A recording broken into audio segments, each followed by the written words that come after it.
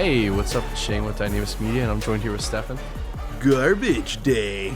Garbage day. Damn it, that was good. That was my next line.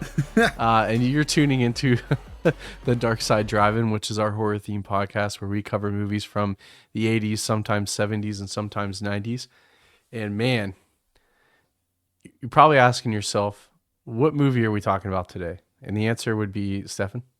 The answer would be look at the episode name before you click on it. But yeah, also it's Silent Night, Deadly Night Part 2. Okay, and then I'm sure the next question in your brain is like, do I need to see Silent Night, Deadly Night, the original, Part 1? And the answer is? You will, because it's this. Also this. Yeah. So the answer to the question is no, you don't have to see that first because they do about, well, I don't know. I couldn't even tell when they switched, to be honest with you, because it got like kind of weird. But what was it, like an hour of the first one? It is about, I think it comes out to be about 30 minutes because it's the first 35 to 38 minutes of the movie, but it's also interspersed with those scenes with Ricky talking to the doctor. So yes, but it covers all the major plot points of the first movie. This is a few things that like a few scenes that add context that were removed. So you don't understand that like the one girl that Billy murders, he actually had a crush on her or whatever. Like, yeah, right. Not that it really matters because he murders her anyway. Like that's the point of it. So if you're looking for that nuance, you should go look for the first Silent Night, Deadly Night, which is streaming nowhere. Because I went to try to watch it because I wanted to make sure that I was like not getting mixed up between these two movies because of all the clip show stuff, and it was not available anywhere. It was available to purchase. I could like have bought it on Vudu or on Amazon, but I'm like, I don't want to buy it. I want to watch it for free right now. I like to think that all of the like companies that do like streaming rights were like they got the rights to Silent Night, Deadly Night Part 2, and then like the company was like, "Oh, do you want the first as well?" I was like, "We all know we got it. We all know it's here." No, we got the good parts. We got most of it. The only good Two part for of the one, movie, guys. pretty much. Yeah, that's funny. So last time we did our first in-person recording, which was a fun time for me. I had a blast. I think it came out and I think it did well. I don't know. What do you think? Yeah, I think so. We learned a lot of lessons about my behavior around a microphone, which is that I can't be trusted and I move away from it and I look away from it a lot. And that sometimes my audio would drop. So like next time you just have to keep me disciplined and keep me on that boy. Like keep me on it. Keep me right in its face. So that's the lesson. I thought you did a great job. It's different. It's a different dynamic, but I think we had a lot of fun. But so one thing we did last time was we played a new game where I had to describe a movie without actually saying. There was like 3 or 4 words and you can't say the title. It's like taboo. It's movie taboo. Yeah. So I gave a bunch of clues out. I think everyone knew what it was, and judging from the reaction on Facebook, I think everyone got it. Everyone knew what it was. Yeah, why don't you go ahead and take a victory lap? What was it? It was Paranormal Activity, even though the dead dog was actually in the second Paranormal Activity. Yeah, my bad. Like, well, a lot of those are pretty similar, so they all kind of run together because it is cool how all those movies tie together. Is it? I think so. I thought that's the most interesting part of that movie. I would say maybe the first 2 or 3 are solid, but they really start to run away with it after that. Actually, that wasn't a compliment. Like the only thing that's good about those movies is that all of them are tied together. They're tied together. It's like, it's like one complete narrative. Other than that, though, garbage. Well, the creepy sleeping scene that sticks with me because if you've ever lived with or if you do sleepwalk yourself, that shit's kind of scary. So, but other than that, like that, whatever. Good job. Found footage. Great. It's like that lo-fi kind of found footage horror thing that like can be done really well. That one using stationary cameras, I think worked to its benefit and to its detriment sometimes. But yeah, no, I think the first one was really good. The second one was pretty good. Was it the second one where they had like an Xbox One or something and that had like the room? Yeah, thing? With the Kinect. Yeah. Yeah, it was so well. Like, see, again, that could be 3. I don't think it's 3. I think it is 2. It feels like it would have been 2, but I don't really remember. Yeah, I don't know. If you know, let us know. Go to our Facebook Oh, we have a Facebook, by the way, Instagram, or possibly X. The thing you don't post on anymore. Dude, I get so many spam messages in my inbox, and now they're just like, they're for sure bots, because before it was just very weird broken sentences, and now it's like broken sentences, but like all the vowels are like numbers, and then there's like weird like webding characters or wingding characters. So I just delete them. So You got to keep them out. gotta keep them out. Yeah, keep the weasels out of the chicken coop. I don't know. Is that a phrase? That seems like it would be a phrase, right? Sure. So I'm sure everyone at home, all the folks at home tuning in, are probably like, please God, get to the trivia question. That's what we're all here for. So we're going back to trivia this time. That's what we're all here for. Is this trivia game that you concocted? That's it. They just delete it off of their phone as soon as they listen to the trivia question. Surprisingly enough, none of them watch the movies. That's not true. Most people don't watch the movies, and I know that because they tell me. So, in my experience, it seems like they're more likely to watch the movie after we talk about it. Yes, correct. Than they are before we talk about it. Yeah, we're doing the Lord's work by pre-screening some of these movies. Okay. Here's the question. You ready for this? Yep. All right. In which 1973 movie does Donald Sutherland pursue a mysterious figure in a red coat? Don't Look Now. Okay. I'm almost confident in that because it was on AMC's 100 Scares, like when I was in high school.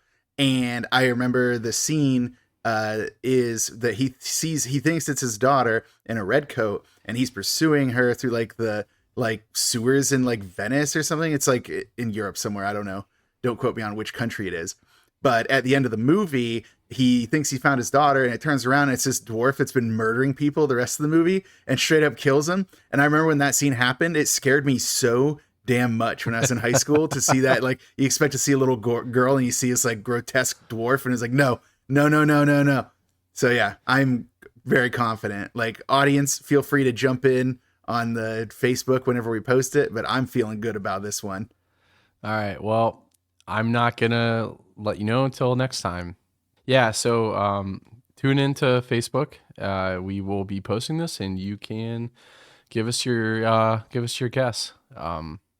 There's surprisingly good. I was going to say something else that Don't Look Now is famous for, and it is that there's like a really graphic sex scene between Donald Sutherland and Julie Christie in it.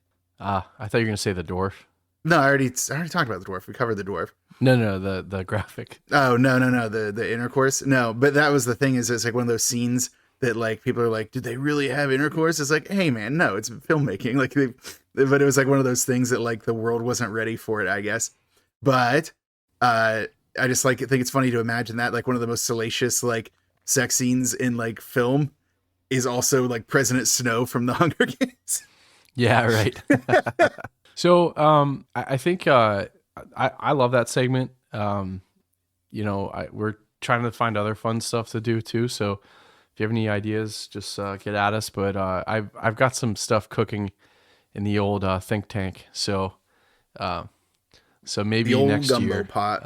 After we get a couple episodes in for January, I might throw some stuff in there, but we'll see. And I'm not going to tell anyone, including you. So it's going to be a surprise. But other housekeeping. We still have the website.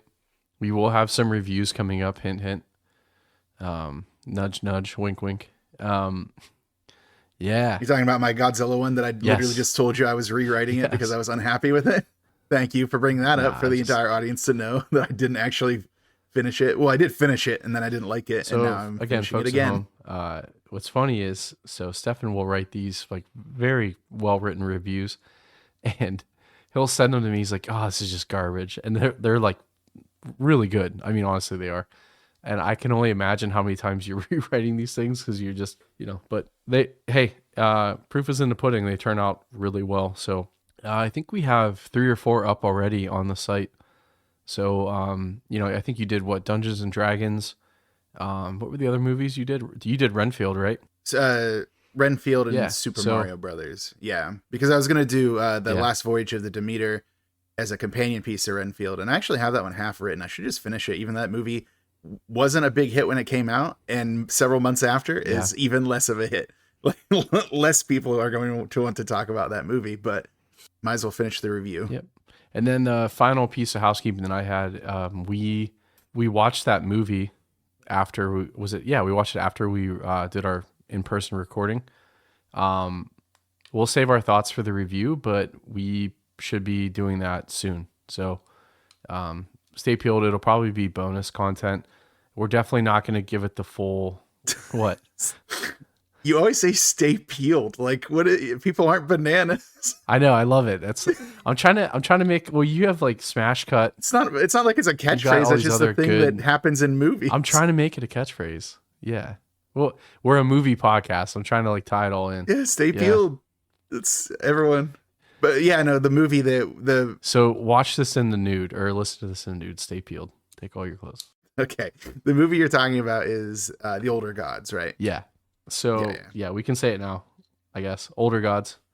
Can we say it? Are we not allowed to say it for some reason? No, I mean, literally they just asked us to watch it, so we have full reign to do whatever we want. So I mean, we've already watched it. We can't unwatch it. Correct. But stay tuned, not peeled, I guess. I mean, say stay peeled. If you like stay peeled. No. I'm just self-conscious about everything I do now. So anyways, keep an eye out. It will probably drop it sometime, maybe. Keep an eye peeled. Yeah. Hey, that actually makes sense. Keep an eye peeled. Peel open your eyelids. No, but like keep your eyes peeled is a saying. So, that's why you're saying stay peeled, like keep your eyes open. That's a funny way to say it, actually. Jesus now I'm going to take back everything I've said to you. Yeah, it's too late. The damage is done. The damage is done. The confidence is gone. Just keep watching for it. You'll see it probably drop in January, maybe February. And then also shout out to everyone that's been listening and supporting us and saying nice things.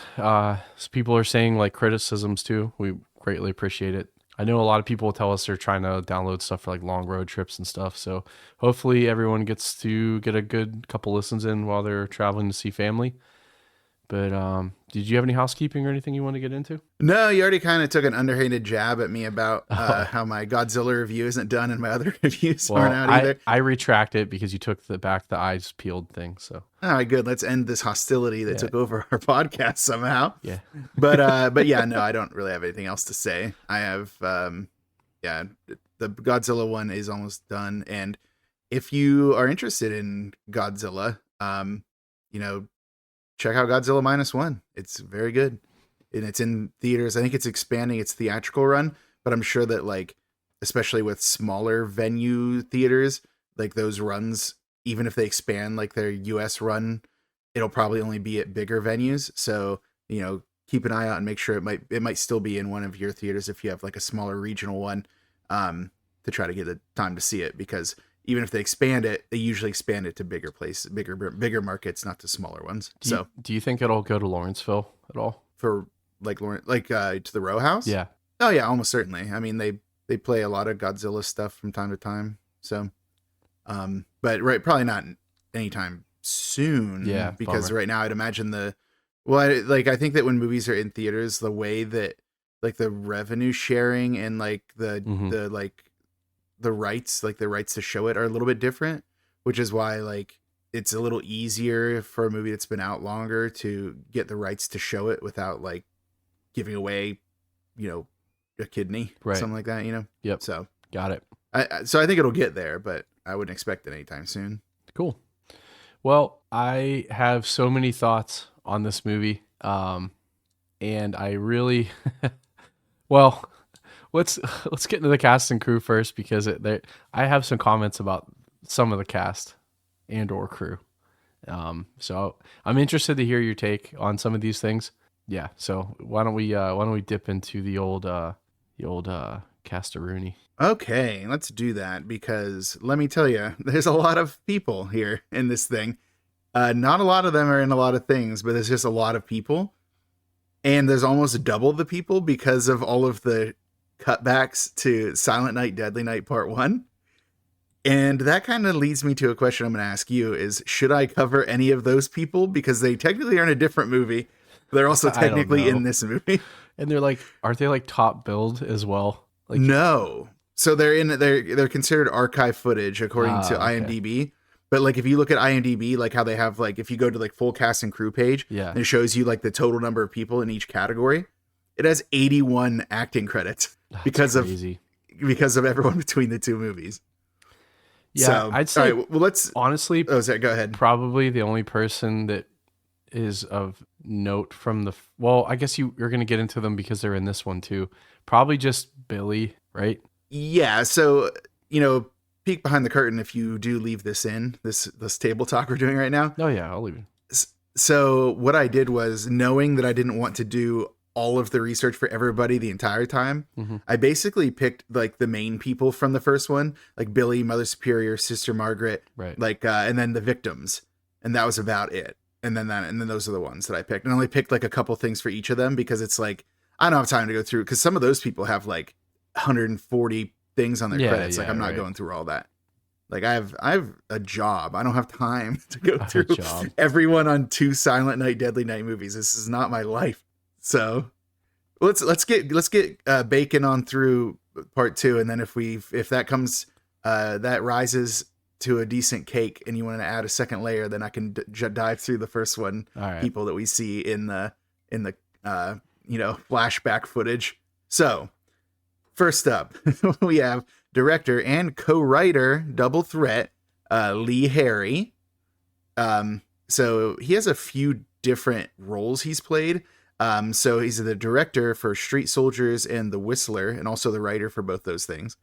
He was editor on Psy Factor, Escape from DS3, Warp Speed Laboratory, and Thunder Run. And he's in the editorial department for Street Fighter, the opening titles for Street Fighter. Like the one with Jean-Claude Van Damme. Sick. And Raul Julia. The good one. I love that movie. Hey, don't you dare sully Raul Julia. Okay, it's just the way they made Blanca was dumb, and not the way Blanca's supposed to be. It was dumb, and Dawson was dumb. Dawson was DJ dumb. was dumb, and then they didn't give Balrog his moment. Dumb. Ken and Ryu were dumb. Oh my God, was this movie bad? No, yeah, and it wasn't that bad. Oh, they had that funny scene where where Bison is talking to Chun-Li and is like, the day your father died was the worst day of your life, and for me it was Tuesday, or whatever, however he phrases is that. Yeah, for me it was just a Tuesday. Yeah, he's really cool. He was so good. That R.I.P. man, I love that guy. But hey, so to this day I still don't understand why they cast Jean-Claude Van Damme, because Dolph Lundgren would have made a way better Guile, especially because he doesn't have that thick Brussels Bruges accent. So what All-American Hero Guile as played by the French-speaking Belgium kick fighter, the muscles from Brussels, the muscles from Brussels. But I mean, Dolph Lundgren isn't American though, is he? Yeah, he's from Russia, but he doesn't have that thick of an accent. No, I guess he doesn't. No, he doesn't really talk much, honestly, thinking about it. But okay, Guile doesn't talk much in the game, so there's that. Well, the only other one that he was in the editorial department for was Hellhole, which I don't know what that is, but it sounded cool. Cool. So I just put it in the notes. Nice. All right, next up are the other writers, because as we mentioned, the director was also one of the co-writers.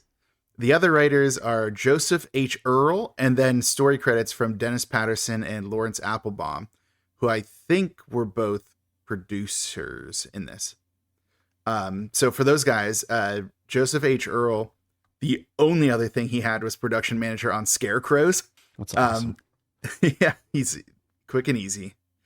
Dennis Patterson, he was in the music department on Capote, Skinwalkers, Journey to the Center of the Earth, and then he's in sound department on The Unnameable, which is a movie I think only I have ever watched. Brain Dead, Slumber Party Massacre 3, Sorority House Massacre 2, The Lawnmower Man, Warlock 2, The Armageddon, and then also Street Sharks, Sonic the Hedgehog, Double Dragon, and Click. So this is the dude. This is the one. This is the guy. This is him. Mostly music and sound, somehow also story credit here. So there you go. And then the last guy, Lawrence Applebaum, he was a producer on Penitentiary 2. I'm not mispronouncing that. That's what they said is Penitentiary 2. Then Thunder Run, which was another one that was edited by Lee Harry, the director. And then a bunch of ones that look kind of like pseudo. It's like those movies that you can't tell if it's like softcore pornography or if it's like a 90s like sex thriller. There's like Tryst was one of them, and then the other ones had like way more sexy titles. So I'm like, sure, they had to be almost porn. For sure. So, yeah. So there you go. Those are our other writers. Quick and easy. A lot of these people will be very quick and easy. So, but here's a surprising one, and I meant to do more research on this, and I didn't. So, sorry about that. The music was by Naughty. The music was by Michael Armstrong. And he had nothing else in his IMDb, which is surprising because I thought the music in this was pretty strong, in my opinion, anyway. So I'm very surprised that he didn't have anything else. Did you do any extra research on him, or was I just being lazy? No, I don't. I have no idea who this guy is. Yeah. So if anyone out there knows Michael Armstrong, get out. This Michael Armstrong, not a different one, because I'm pretty sure that I went to high school with somebody named Mike Armstrong. Mike Armstrong, right in. Yeah, right in. Tell me why it is that you only wrote the soundtrack for this thing. It was definitely written before you were born, and nothing else since. Next up, so here's a new thing I decided to do because we've been bringing up special effects a lot, but I never really talk about the special effects people. Yep. Unless it's like, a rock star like Tom Savini or something like that. So I figured I'd bring up the special effects people in this one, just I think that we should do that. That's if we're going to make that a category, we should probably bring them up. I agree with you. Yeah.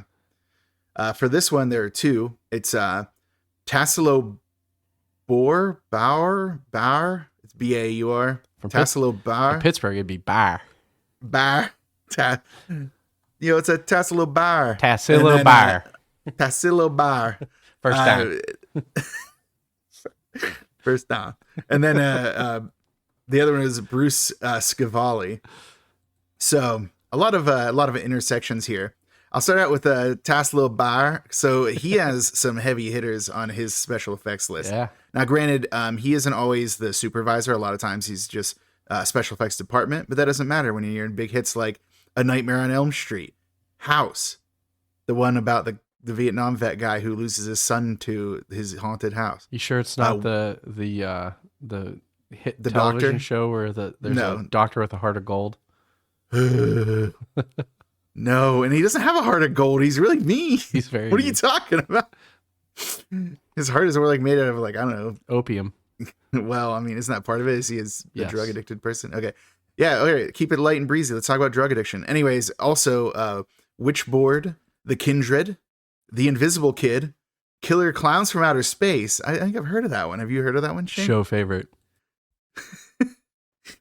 Deep Star 6, Witch Trap, House 4. So he was in the first house, or was there, not in it, but he did the special effects for the first house, took a hiatus for House 2, the second story, and then whatever House 3 was, and then came back for House 4. They're probably like, you know what? You know what we're missing? Some bar. We need some bar in here. So I saw the hit. Yeah. Special effects for The Secret World of Alex Mack, which was a Nickelodeon television program that I enjoyed quite a bit when I was a kid. Yeah, that's a good show. And then The Lord Protector, which I don't know what that is, but I guess it must be about what's his name? Oh man, what is it? The Lord Protector, Oliver Cromwell from the UK after the Civil War. It's got to be about him, right? Would it be funny if it actually was about him? This literally looks like they copied the font from Lord of the Rings. But really? So what is it? Just like a Lord of the Rings ripoff? Then it's not a life story of Oliver Cromwell. I mean, it's kind of a Lord of the Rings. I don't know. I'm gonna add this to my list. Maybe Oliver Cromwell was the Lord of the Rings. But anyways, that's it for Tassilo Bauer. A lot of big hits, and he was special effects doing. Next up is, that was in a sentence, what I just said. Oh yeah. He was special effects doing. But pay attention to some of those titles, because some of them are going to come up later. Spoiler alert. And then Bruce Scavali, he was on special effects department for Witchboard, The Kindred, The Invisible Kid, The Lord Protector. See, we're back at it. But then he's also the producer on like 122 other items. and some of them were like so obscure they didn't even have like pictures on their IMDb page for what they were. So I don't know what they are, other than that there's 122 of them. Some of them don't have pictures. Well, what's even more strange, they're all within like 2 years. But everything that he did? Like all of those uncredited. Oh, those like, yeah, those weird things that he was producer on? Yeah, it's like within 2 years. And then he like just disappeared and then just showed up again out of nowhere. Maybe he had to serve time for the crime he committed that he used those things as a tax shelter for. So that's why they all showed up in a year. Probably. So he could cover up his spending. I'm just kidding. Please don't sue us. We're small potatoes here. But anyways, that's enough with that. Let's get to the cast now. Starting lineup, we got ourselves Ricky Caldwell, as played by Eric Freeman. And there's actually some debate about whether or not his surname is Caldwell. I mean, I know he was adopted by the Rosenbergs in this movie, as we'll find out. Mm-hmm. But there's another last name that they gave for him on like his Wikipedia page, and it was just a different last name, and I have no idea why. like Ricky just had a different last name for some reason. Can we just take a minute to appreciate how much this guy looks like Harry Connick Jr.? And I could not get that out of my brain watching this movie. It's like the Harry Connick Jr. backstory. What, this is how he showed up? Yeah, just started murking people. That's how you make it in Hollywood, right? Yeah. Isn't he like older than him though? No, I guess they're probably around the same age. That's kind of weird. He does look like him though, right? I mean, I think he does. Yeah, a little bit. I don't know. I've kind of have trouble seeing people as looking similar for some reason. I usually think people look pretty distinct. What was I saying? Oh yeah, I was going to go through the things that Eric Freeman was in. Not a lot. He was in Back to School, Young Rebels, Ghost Rider, but not that one. I put that in my notes. Not that one. Yeah. That's solid.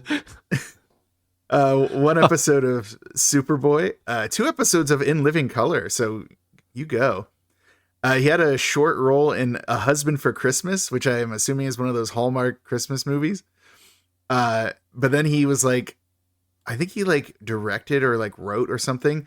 On his final thing that is Ricky Today, the Caldwell interview in 2018, which is a sequel about what Ricky's up to in the future after this movie. That's weird.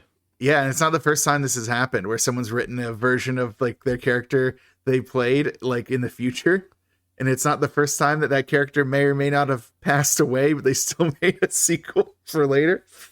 So love to see that. No idea what it's on. I think it's only like 20 minutes long. So there you go. But there's another person that I added for Ricky too. It's Teenage Ricky. And I only did it because I liked what this guy's credits were. Mm-hmm. Teenage Ricky was played by Daryl Guilbeault. I don't know how much of the French they lean into on that pronunciation. So he was in Street Soldiers. So, you know, reuniting with like the director and a couple of the special effects guys, or is it just the director? But anyways, he was also in Wind Talkers. And then we start to get into some stuff, and you tell me if you notice a through line in these things, because I arranged all of these in a way that you'll catch the I know where through this is line going. here. Okay, let's go. Ghost in the Shell standalone complex, I knew Romancing Saga, Gun X Sword, Zoid's Genesis, Dawn of Mana, Bleach, Warriors Orochi and Warriors Orochi 2, Dynasty Warriors 6, Dynasty Warriors 7, Code Geass, Star Ocean Last Hope, Samurai Warriors 3, Marvel vs. Capcom 3, Blue Exorcist, Gone Zero, Shenmue 3. Keep going. I'm good. I just wanted to give you an idea. I'm not going to list everything on. He had so many credits. Yeah. Do you know the through line? Let me think. Do I know the through line? Let's see. He likes Koei Tecmo. He likes Sega. All right, you're taking too long with yeah, the. We're already recording so late at night. But anyways, the through line is it's either anime or manga or an anime or video games that are usually like based off of manga or Japanese in origin, which need localization in the United States. So he's just doing a lot of like voice acting for like a lot of like anime and Japanese video games, which I think is amazing. So I'm gonna nerd out for like 1 second. So I love the Dynasty Warriors series, and a lot of people hate those games. I love them. So they're Musou games. So it's basically like you just mash a button and kill like thousands of enemies. It's like ridiculous. It's but it's Yeah, based. I've played Fire Emblem Three Hopes. I know Yeah, what they yeah, are. yeah. So that's like that's that studio, right? What's funny is like all these games are based off of like this is I find this they're on like 9 or 10 now, right? All these games are based off the same story from like the Han Empire. So like these were all actual mythical or real people. So this company has made the same game like 9 or 10 times over it. So I love it. Yeah, and then they just keep branching out with like Samurai Warriors, and then Warriors Orochi is a spinoff of Dynasty Warriors as well, right? It's got both of them, and then they do like there was a Gundam one that was pretty wild. That's the coolest one, but you can't find it anywhere. There was like a Troy, like the movie Troy with like Brad Pitt. They had a version of like the Trojan War. They have tons of them. They're like most animes have a version of that, like made by that studio. So if you're into those games, you should look it up because I'm sure there's an anime that you like that is on there. So Hey man, they'd have a thing and they do it well, so why not? You know? yeah, yep. That's what I always say. I've never said that, but I'll say it now. So yeah, I just wanted to go through Teenage Ricky because I had a feeling you'd have a good time with his credits. Yeah, loved it. Seeing all of the different anime and then like Japanese video games that he just does localization for. Well, he doesn't do the localization. Someone did the localization and then he does the. He just is good at reading and talking. Yeah, I'm sure voice acting is more than reading, sir. Let the record show that that's my esteemed partner's opinion and not my own. It's a joke. I believe it is also acting. I'm just trying to make you into the heel, and I'll be the face. Hey, it worked for The Rock, so I guess I don't know. There you go. All right, so next up is Dr. Henry Bloom, as played by James Newman. Not a lot of credits here. He had one episode each of The Profiler and The Pretender, which are just two shows I used to watch when I was a kid. And The Profiler, like looking back on it, I feel like it was probably a little too violent for a child like me to have been watching, but I got through it. He's in an episode of The X-Files. He was in Legally Blonde 2, Red, White, and Blonde. Arguably the finest of the Legally Blonde series. Yeah, the most legally blonde one. Yeah, for sure. I've never seen it actually. So I'm just gonna stop telling jokes today. I mean, I've never seen it, so I can't say if it is the most. So Flags of Our Fathers. Do you want to make a joke about Iwo Jima while we're at it? No. Okay, next up, or last up too, is Evan Almighty, the sequel to Bruce Almighty that most people didn't see. So That was actually a good movie. Was it really? Yeah, it was.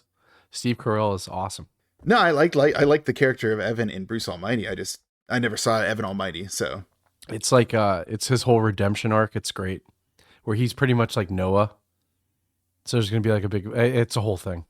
It's actually really good. All right, so go out and see Evan Almighty right now. Raves Shane. I'm just raving. I'm like those kids under that bridge. You know what I'm talking about? Yeah, the cyber goths or whatever. Yeah. I have the internet. I know things. Yeah. Anyways, next up, that's it for Dr. Bloom, for James Newman. Next up is Jennifer, the love interest for like 3 minutes of this movie, is played by Elizabeth Kaitan. And let me tell you, she is in so many things. We're going to start out with Zelig, which is a Woody Allen film, I believe, but she only has a small role in that. So let's go to bigger ones. Something we've seen before, which is Thunder Run. Next up is, what is it? Slave Girls from Beyond Infinity, Necromancer, Assault of the Killer Bimbos, Friday the 13th, The New Blood, Twins with Arnold Schwarzenegger and Danny DeVito, Dr. Alien, Rollerblade Warriors. She's in 4 or 5 of the Vice Academy films, which they look like they're like some kind of like sexy ripoff of Police Academy, but I can't confirm that. That's just what they look like. And then Spy Hard with Leslie Nielsen. And you might notice she has other things on her list of credits that I didn't name. And you might notice the reason I didn't name them is because I think they might be softcore porn, but I can't tell. They're those movies that really like run that line. They're like, one of them was like the exotic wax museum. I'm like, like is it in the like Pacific Islands and that's what makes it exotic, or is it something pornographic? So I didn't want to go into those. We'll find out on next episode. What, when I have to watch all of those movies? I hope they're not available, because where would you even, if I could stream, I'm not trying to get mad right now, but if I could now go out. It's definitely not, because it's on a tropical island. Okay. Well, what I'm saying is, if I could go out and stream like a late 90s softcore porn movie right now, but I can't stream Tales from the Crypt, I'm going to blow this planet up. That's ridiculous. Like, we got to get society needs to get its priorities together. Don't give me softcore pornographic movies from the late 90s. Give me a crazy high-pitched voice puppet introducing segments where people go through horrible scenarios and have a twist ending where they get their comeuppance. Give me that. So, heard it here first. Heard it here first, folks. You can cut that entire tangent I just went on, but I'm staying in. constantly upset about not being able to stream. We're gonna fix it. We'll make it right. I'm gonna one day run for president, and that'll be my platform. Is bring back Tales from the Crypt. Is like, what do you think about economic policies? I think the Crypt Keeper will bring back jobs, bring manufacturing back to America through ironic comeuppance of shady characters that go through several events over the course of the episode. All right, next up on the cast list. That's all I'm going to talk about for Elizabeth Keitan, because, like I said, some of those look like softcore porn. Next up is Mother Superior in this movie. So the actress between the last movie and this movie who play Mother Superior are different. So this one, her name's Jean Miller. She was in Capital, which is a television program I've never heard of, but she was in it for 1,368 episodes. So someone get flowers out and give them to her, because I don't think we'll ever find anyone that's been in more episodes of a thing than 1,368 of them. So that has to be like a soap opera, right? It's got to be something like that. Yeah, there's no way that it was like NCIS. Like, how could you have that many murders? Like, that's too many murders. Well, too many murders to solve. I'm sure there are more than that amount of murders. Then she was in Escapes. So her last credit was Union Bridge in 2019, which I didn't look too much into this because, like I said, there's a lot of people to go through. We don't have time to go into every detail of everyone's life, but she was born in 1904. I was just going to bring this up. So, is she still alive? She can't be, but I looked online and like on IMDb, it said that they didn't have a record of her death. I'm like, there must be though. Like, there's no way that this lady is like, she'd be 120, 115 years or yeah. Oh yeah. Wait, 119 years old, right? The Bible's wrong. Sorry. She's going for the record. But no, like, there's no way she's alive. But like, is there any way that when she was like 115 years old, she was in a movie? Like, there's no way. Like, I'm 36. Sometimes my hip hurts and I just want to lay down. Like, how can she be in a movie at 115? It doesn't make sense. So I just Googled like Jean Miller death, and there are so many Jean Millers that live around us. It's not even like they can't all be dead though. No, it's all obituaries. That's why I typed. It's morbid, dude. That can't be right. This has got to be a lie. This can't be real. What? Damn, dude, that's fucked up. What is it? This is okay. So on October 31st, 1989, she died at her home in Trenton, Michigan, of a homicide at the age of 85. Then how would she have a credit for Union Bridge in 2019? Dude, I'm on IMDb. Says she died October. I'm on IMDb, unless it's the wrong Jean Miller. Yeah, it says here. Nope, April 13th, 1904. April 13th, 1904. It says died. Details not available on mine. Yeah, then I Googled what that meant, and then she was murdered in her house apparently on Halloween of all nights, which is pretty wild. But how does she have a credit in 2019 for Union Bridge? Is she a ghost? That's not cool. I don't know, dude. I don't know. She's listed on the credit. Is there any like? Hold on. Is there any? There's not even any like trivia. Like, tell me why you have a long dead person listed in the credit. It's got to be that there's another Jean Miller, and like there's some kind of cross between like whether they're a SAG member or whether they're like whatever the British version of that is. And there's got to be some kind of cross-pollination that it's not really her. So, all right, never mind. There's no way that a woman who's been dead for 30 years is going to be in Union Bridge. So forget that one. Removing that, we're going to move on from this entire uncomfortable subject, and we're going to move on to Chip. Oh, wait, he's an uncomfortable character. Chip, as played by Ken Weickert. The only other credit I saw for him was in Smothered by Mothers, which came out in like 2019. That sounds in awful. the Yeah, it sounds bad. I don't know if it's any good or not, but the reason is because I think shortly after the release of this movie, he actually joined the military and was a fitness trainer in the military for most of the rest of his life until he was, I guess he was able to retire from the military and went back to acting with Smothered by Mothers. So there you go. That's Chip. I can't imagine it was the making of this movie that he's like, I'd rather just be in the military than be in movies like this. So next up is Rocco, the loan shark, as played by Frank Novak. Now, he had some bangers, a lot of really cool TV shows, but I'm trying to keep it shorter. Yeah.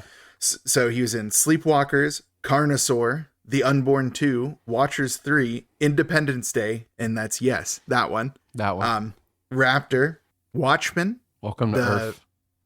Yes. Yeah. Watchmen, the one, not the TV show. The good one. Not the TV show, the Snyder Cut. The Zack Snyder movie, yeah. He played Henry Kissinger in that, apparently. He did great in that. And then he was also a voice actor in L.A. Noire. Ooh. Yeah, good game. All right. Next up. Oh, my God. We have so many people to get through. All right. Next up is Sister Mary, who replaces Sister Margaret from the first one, probably because they couldn't get the actress to come back. It's played by Nadia Wind. I'm not sure. It's a W-I-N-D for her last name. She's the director, producer, and writer of 2001's The Beautiful Illusion. That's it. That's her only other credit. Moving on. Eddie. One of the, what, you want to go into it? Like, no. I just think it's funny. You're just like blasting through this now. Everyone says I go on too long. We have so many people to go through. We're going to go on forever. Next up is Eddie, as played by Randall Boffman. He was also in The Invisible Kid. He was in Lois and Clark, The New Adventures of Superman, The Wire, and Syriana. And that's it. And in The Wire, he played like the comptroller of Baltimore or something, which is, I guess it's probably a character people who know The Wire would recognize. I've never seen The Wire, so I wouldn't. Next up is Paula, who we never know her name is Paula, but she's the one who's with Eddie in that scene. And I only bring her up because she has a pretty cool moment. So Joanne White, she was in an episode of Hammer, House of Horror, Shadow Glories, Darkfall, The Journal, Darkfall 2, Lights Out, and The Lost Crown. The last three, I believe, are video games based on what I was seeing. Next up is the unnamed detective that's hanging out with Sister Mary, as played by Ron Moriarty. He's only in this and then Molly and the Ghost. Never heard of that. And the only other person I want to bring up from this movie is the Orderly, as played by J. Aubrey Island.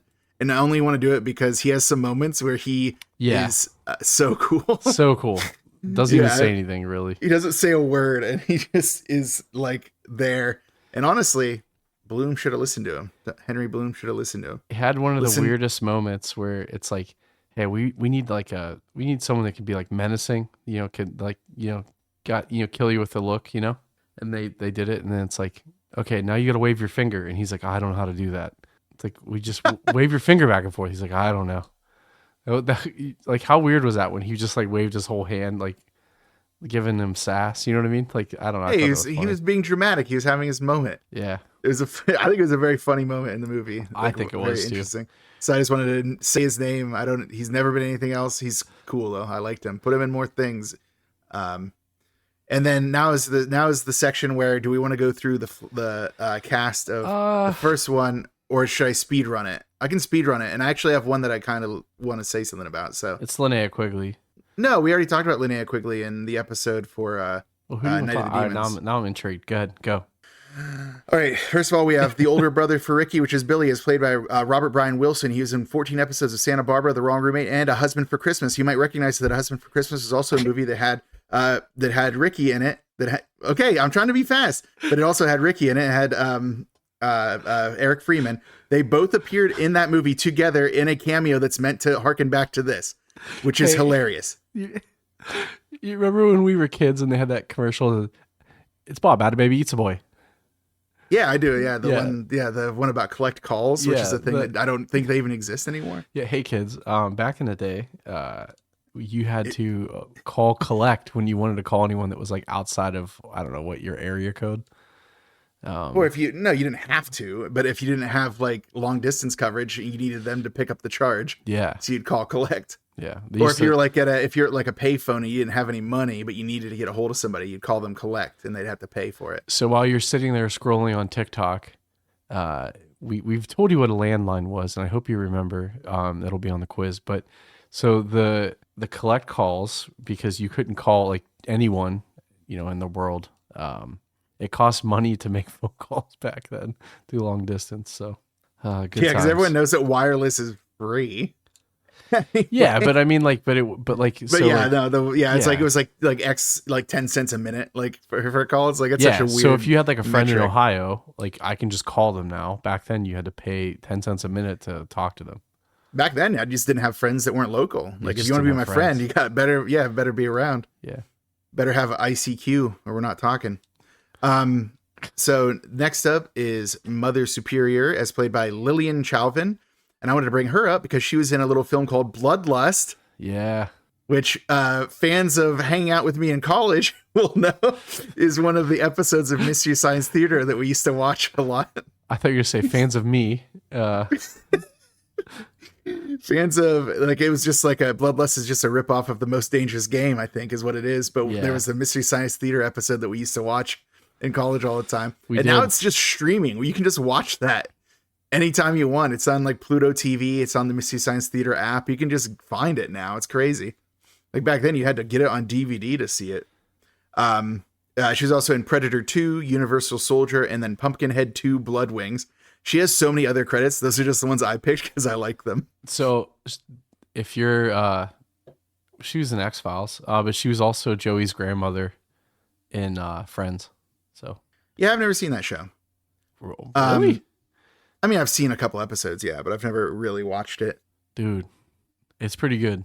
I'll add it to the list. Once I'm done watching Brooklyn Nine-Nine in memory of Andre Braugher, maybe I'll go to it. Okay, well, it's Brooklyn Nine-Nine is on a different level, and I'm not saying, oh my god, I don't want to open up that Twitter battle. Never mind. Yeah, don't do it. What are you doing? I love Friends though. I've seen it a bunch. It's great. I enjoy having friends, yeah. Yeah. Next up is Sister Margaret, as played by Gilmer McCormick. Real name, apparently. Slaughterhouse 5, Godspell, and China Lake. That's it. We're moving on. Pamela, the love interest that Billy has, that never gets named in this movie because they don't explore the fact that that it was the girl that he was having a crush on. They just make her one of his early victims. Played by Tony Nero. No Dead Heroes Commando Squad. That's all I got. Next up, Andy, the guy who's making out with her, sort of, is played by Randy Stumpf. Are You in the House Alone? One episode of the OG Battlestar Galactica, and then Those Lips, Those Eyes. That's it. We're not doing any more. Moving on. Mr. Sims, as played by Britt Leach. Coming Attractions, Psy Factor. You may remember Psy Factor from earlier. If you don't worry. It doesn't seem like an important movie. Butcher Baker Nightmare Maker, which is a really creepy movie. The Last Starfighter, The Great Outdoors. Very funny movie. Weird Science, also funny. And then an episode of Tales from the Crypt, which is fitting because I just was complaining about Tales from the Crypt earlier. If Shane keeps that in the episode. I will. Next up, Mrs. Randall is played by Nancy Borgennicht. She was in Uncommon Valor, an episode of a show called Werewolf that I've never heard of, and then Halloween 4, Return of Michael Myers. I just picked it because I like werewolves. Linnea Quigley is Denise. I mean, we've already gone through Linnea Quigley in Night of the Demons. If you want to hear more about her career, she's in everything. And I was actually just watching one of her movies. It was called Creepazoids. I was actually just watching that on Tubi yesterday. It's a really good movie. Oh, we should do that. That's a good movie. Anyways, next up is Tommy, as played by Leo Geeter. Tommy is Linnea Quigley's Denise's love interest, who also doesn't get a name in this because they're only doing clips. He's in Footloose, Near Dark, The Stand, the Mick Garris miniseries, The Stand, not the more recent miniseries, and then Halloween, The Curse of Michael Myers.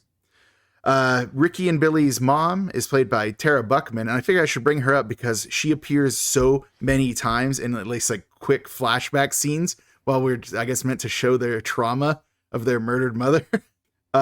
She was in The Cannonball Run, an episode of Freddy's Nightmares, something called Night Killer and something extra to the second encounter. I don't know what that is. I just wanted to have something else to say about her because we see her being murdered so many times in this movie.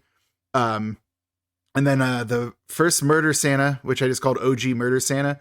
I don't know if I have a name for him, just Criminal Santa, played by Charles Deercop. He actually has a ton of interesting stuff, a lot of cool TV stuff like Kung Fu, Batman 66, those kinds of things. But I'm going to pick some heavy hitters. Butch Cassidy and the Sundance Kid, The Sting, Maverick, movies. Yeah. There we go. That is all we're going to get out of the first Silent Night, Deadly Night. Even though it's an entirely different movie, we basically just covered the heavy hitters in that cast. So you're welcome, I guess everybody. that really are we gonna cover how we go about that in? I don't know. We'll figure it out. Are you wondering about how we're gonna do McMurder of the movie in case you think one of the McMurders of the movie is a murder from a different movie? Yeah. Well, I guess we're gonna have to have a table talk about that when we get there. All right. But enough of this. Enough of what you just said. Next up is plot description.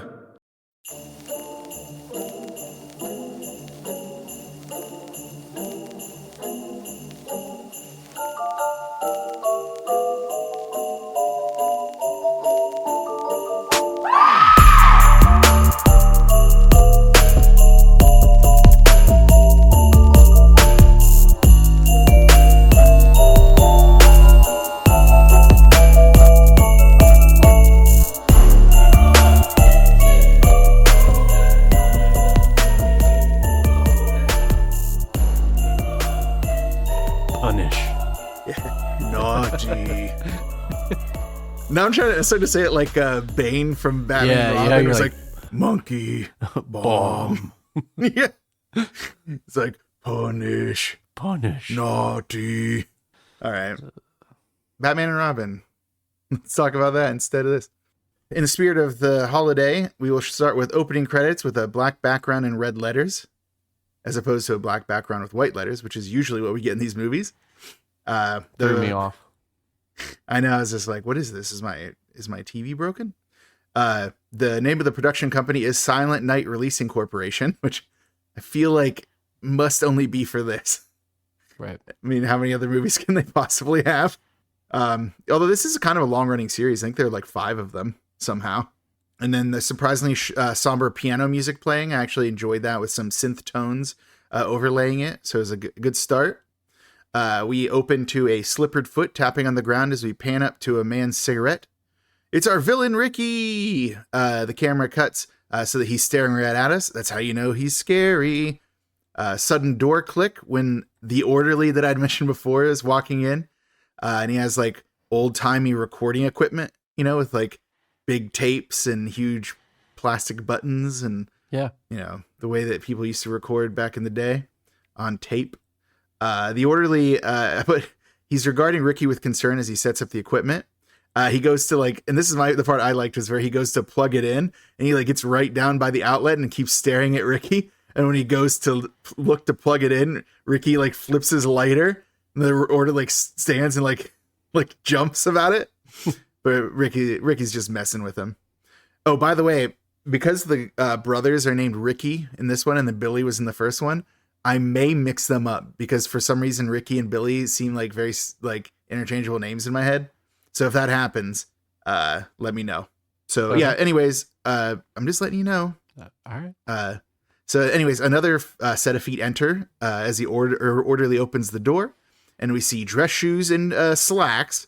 So you know this person is a person of means. They go and set up a microphone and get the tape rolling, and it is Dr. Bloom, the the Will whatever to our Hannibal. Will, what's the name of the guy from Hannibal? It's Will something, Will right? Wheaton. Yeah. Anyways, it's the psychiatrist to the serial killer kind of thing. The doctor introduces himself. And this is a very standoffish situation. The doctor's like, Ricky, you can call me Henry or you can call me Doc.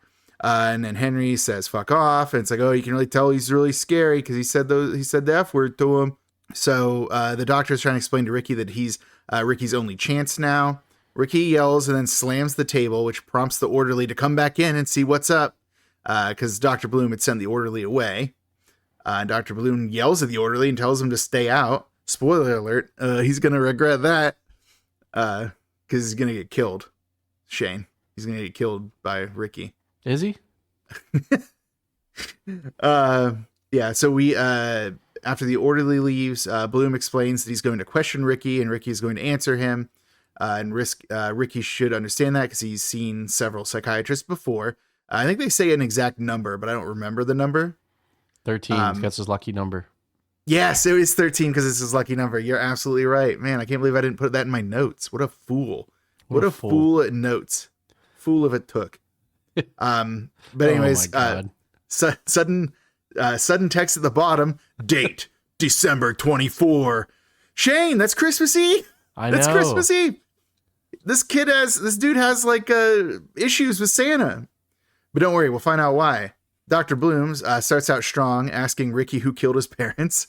And Ricky responds that it was Santa Claus. And we get the first of many flashbacks. In fact, the first 1/3 of the movie, roughly, is just flashbacks to the other movie. And it's just Ricky doing a voiceover of the events. Ricky explains that he was just a baby, but his older brother Billy remembered and knew all about Santa Claus. And apparently had told Ricky everything in such detail that he was similarly traumatized by Santa Claus, because he is definitely a baby. Yeah, the little version of Billy is riding in a car with his parents to visit. I believe they're going to visit their grandpa. And he's concerned because he's worried that they will arrive after Santa has come if they get there too late. And I noticed that their mother is just holding the baby in her lap in the front seat of the car. Like, man, times before car seats were required were crazy. Yeah. Yeah. The mother explains that Santa won't come until everyone's asleep. So you're solid, kid. Don't worry about it. Stop complaining.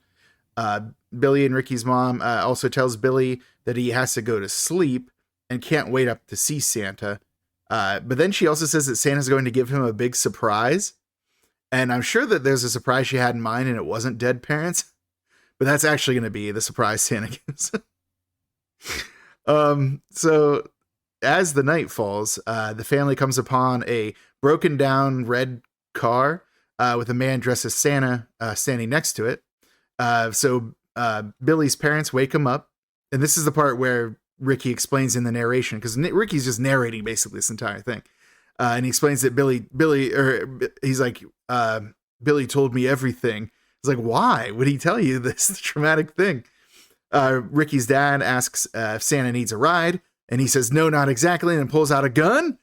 Ricky's dad starts to back up like as slowly as possible, giving Santa plenty of time to murk him.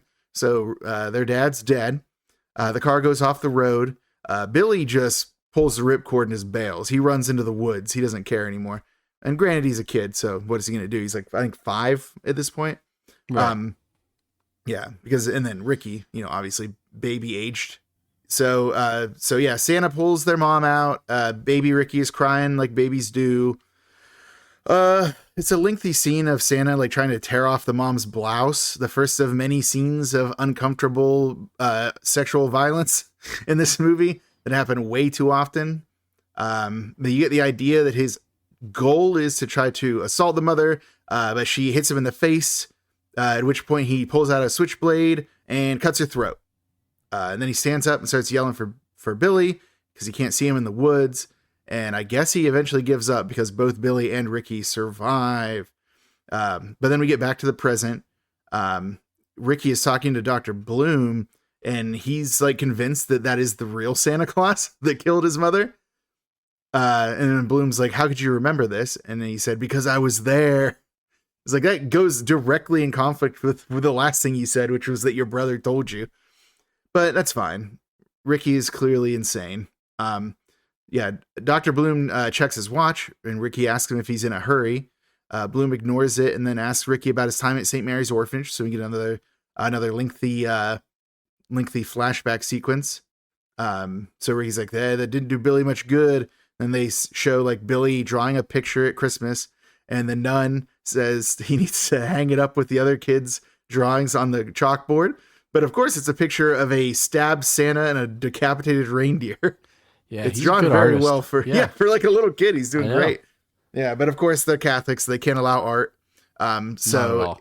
No, so he's sent to the Mother Superior, who chastises Billy and sends him to his room to just be there forever. I guess, I don't know.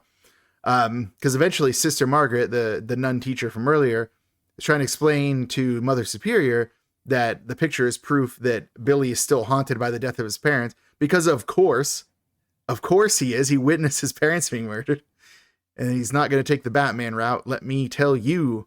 But Mother Superior doesn't believe that it is possible, even though, again, Billy was a 5-year-old talking, self-aware individual when his parents were killed. I don't know why the Mother Superior doesn't think it's possible. Yeah, and like the irony of her not giving a shit about him having problems with Santa for the rest of that movie, or it's pretty wild.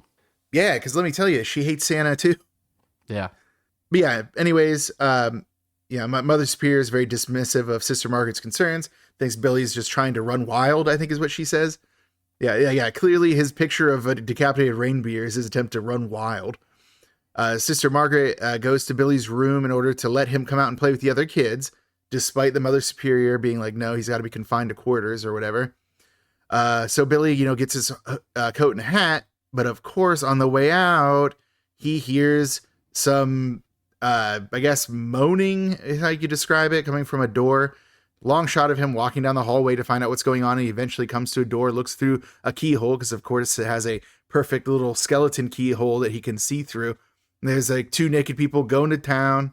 I don't know who they are. I don't know if they're like people who work there, or if they're like older, like residents. I think like you get kicked out of an orphanage when you're 18, so I don't know what's going on there. Billy, he has flashbacks to his mother's murder, but then sudden Mother Superior shows up behind him, and she like opens the door, takes off her belt, and just starts beating them. And we never see what happens, just hear the sounds of them getting beaten. So that's why I was like, is it staff? Because you can't just go around hitting your staff. But also it doesn't make sense for there to be like adult residents of a orphanage. So this movie does this a lot, where they're like teenagers being portrayed by people that are obviously in their 40s. So I think this is one of those scenes, or 30s maybe. So I mean, this movie does it. All horror movies in the 80s do that. yeah, but this one seemed pretty, like, even like, I don't know, like maybe it was just this first one. It just seemed really like egregious, right? Like the bullies, the one bully looked like he was at least 38. So I don't know. Oh yeah, the bullies later on when they have the snow. Oh, for sure. Yeah, so Mother Superior's beating the hell out of them. And then what is it? Billy goes outside I guess he just goes out to play.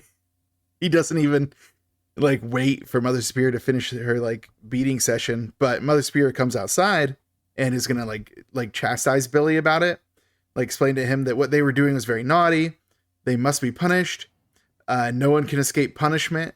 All things that are going to factor into his later psychotic rage.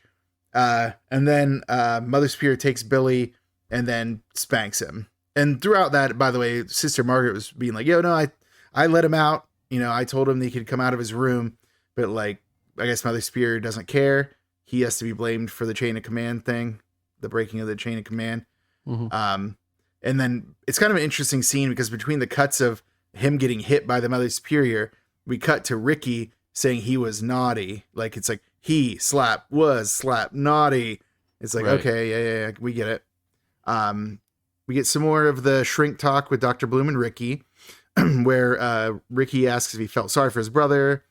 And then Ricky says he feels sorry for Bloom because he's shrink 13. Oh, that's when they said it's his lucky number. Yeah. So there you go. That's why I didn't have it in my notes there, because it came up later. And then Bloom asks if Ricky dreams, and Ricky's like, I don't sleep. Yeah, that was kind of weird. Yeah. Well, I mean, yeah. So more flashbacks. Billy has a bad dream about the murder of his parents and screams, but punishment guru Mother Superior finds him and ties him to the bed, because that makes sense. Like, don't people get arrested for this? Like, I don't know, maybe child abuse wasn't as serious back in the 80s. They just let you do whatever you want. So Billy in the past is crying and asking for Sister Margaret, who does not come. I'm assuming that in the movie there's more of a plot point attached to that. So next out, though, is at the orphanage. Billy is being dragged out to see Santa. And I thought this was ridiculous because Mother Superior hates Santa. Like, why would they force a kid to see him? But what Billy just like hauls off and does like a tiger uppercut, right? Like he just blasts him. Yeah, he just blasts Santa in the face. He's not having it.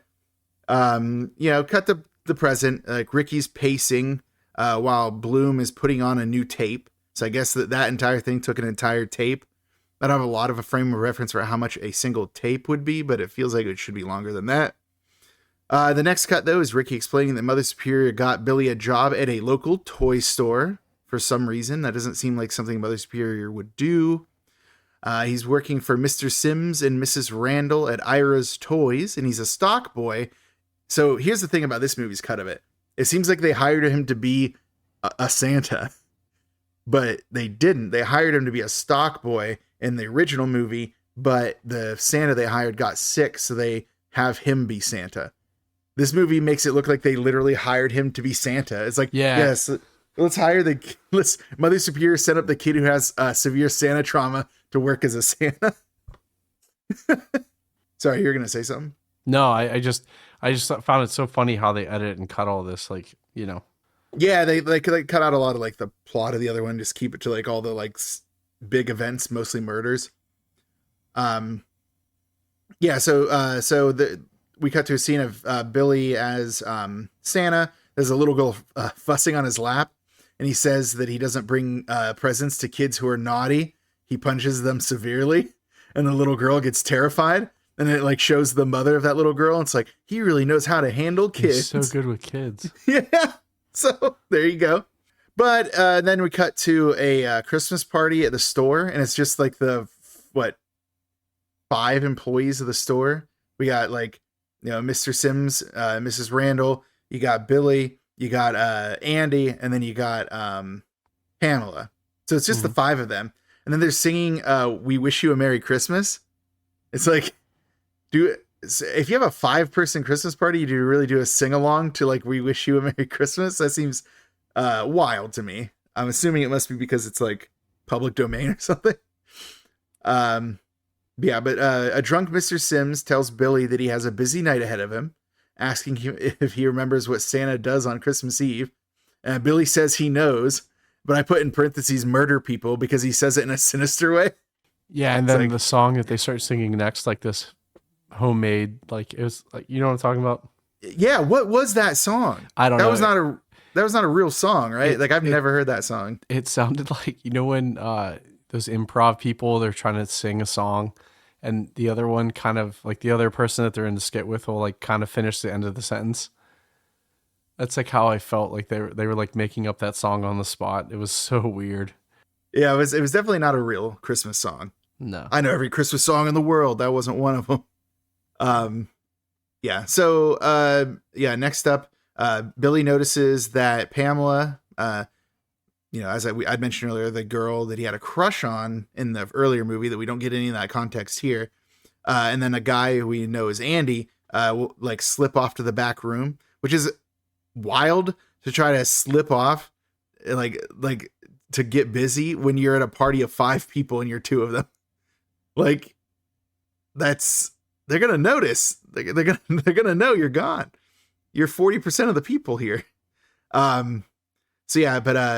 Billy leaves Sims and Randall singing. That's what I put, singing some song that I don't recognize. He leaves them singing that song and follows Pamela and Andy. Whenever Billy gets back there, Pamela is asking Andy to stop whatever it is he's doing.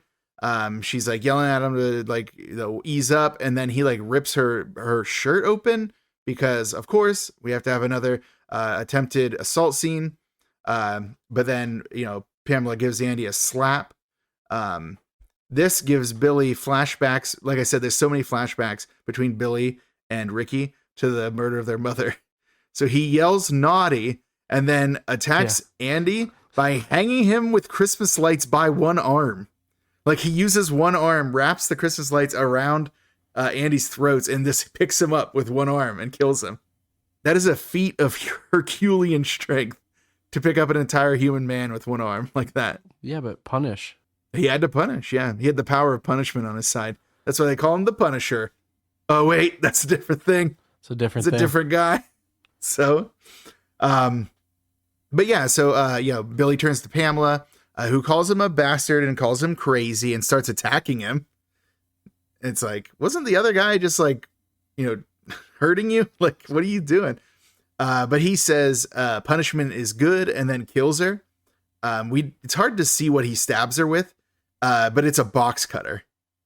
If you know the other movie, you know that it's a box cutter that he used, but you can't really see it in that scene. Then Mr. Sims, having heard the commotion, he goes to the back room to investigate. And he gets hit in the head with what we later learn is a hammer because it's sticking out of his head later. Mm-hmm. Mrs. Randall is yelling for Mr. Sims, but the lights go out. And she thinks it's on purpose because of the lights. Because she says, oh, it's lovely. It's like, it's not on purpose. You're going to be murdered. So she wanders to the back. She sees Mr. Sims with the hammer in his head. And she screams and tries to flee. But like when she gets to the front of the store in true horror movie fashion, the doors are locked and there's no way for her to open them from the inside. Because, of course, why would there be? Yeah. She goes to the phone and calls the operator instead of 911. Billy, we see him pick up the famous two-sided Silent Night, Deadly Night axe. It's like the fire axe that they use throughout this, even though fire axes aren't two-sided. Those are distinctly lumberjack axes, right? I thought fire axes only had one blade. Well, they have the claw on the other side. Yeah, for breaking into things. Yep. So yeah, they do not have double-bladed axes like this, but we're not going to let a little thing like reality get in the way of a good thematic device. So Billy swings the axe down and hits the phone line with it, and then starts stalking Mrs. Randall with it. But he totally biffs it. She had like set up a stack of stuff, and he just swings his axe into it, and she pushes like a pile of boxes onto him, and then she gets the axe. So it's like, man, my dude gets the axe, the famous axe, and then just instantly loses it. So she takes the axe and goes to hit the door with it. But of course, Billy uses his feelings. A bow and arrow. Oh. He Katniss Everdeens her. Yeah. She gets arrowed. It was actually kind of funny because it's like the first kill that he gets after he gets the famous axe. It's a bow and arrow kill. Hawkeye over here. Back to Ricky with Dr. Bloom. He says that it wasn't his brother's fault. And then when Bloom's like, in what regard exactly, sir? He says it's Mother Superior's fault. And then Bloom asks if Billy was naughty. And Ricky's like, no, he's punishing the naughty ones. And it's just this whole back and forth, but like less interesting, where he's like, how can you know that they're naughty or whatever? And then we cut to topless Linnea Quigley making out with Tommy, the boyfriend in this movie. Her character's like Denise, I think is what it was. But then she stops Tommy because she hears the jingle of her cat's collar at the door. She needs to go let that cat out, or let it in rather.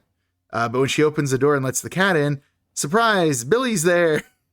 She shuts the door, but unfortunately, he has an entire axe, so he manages to break the door down. He throws the axe at her overhead, even though he could just walk up to her. She's not armed. He misses, of course, because he's the worst at axes.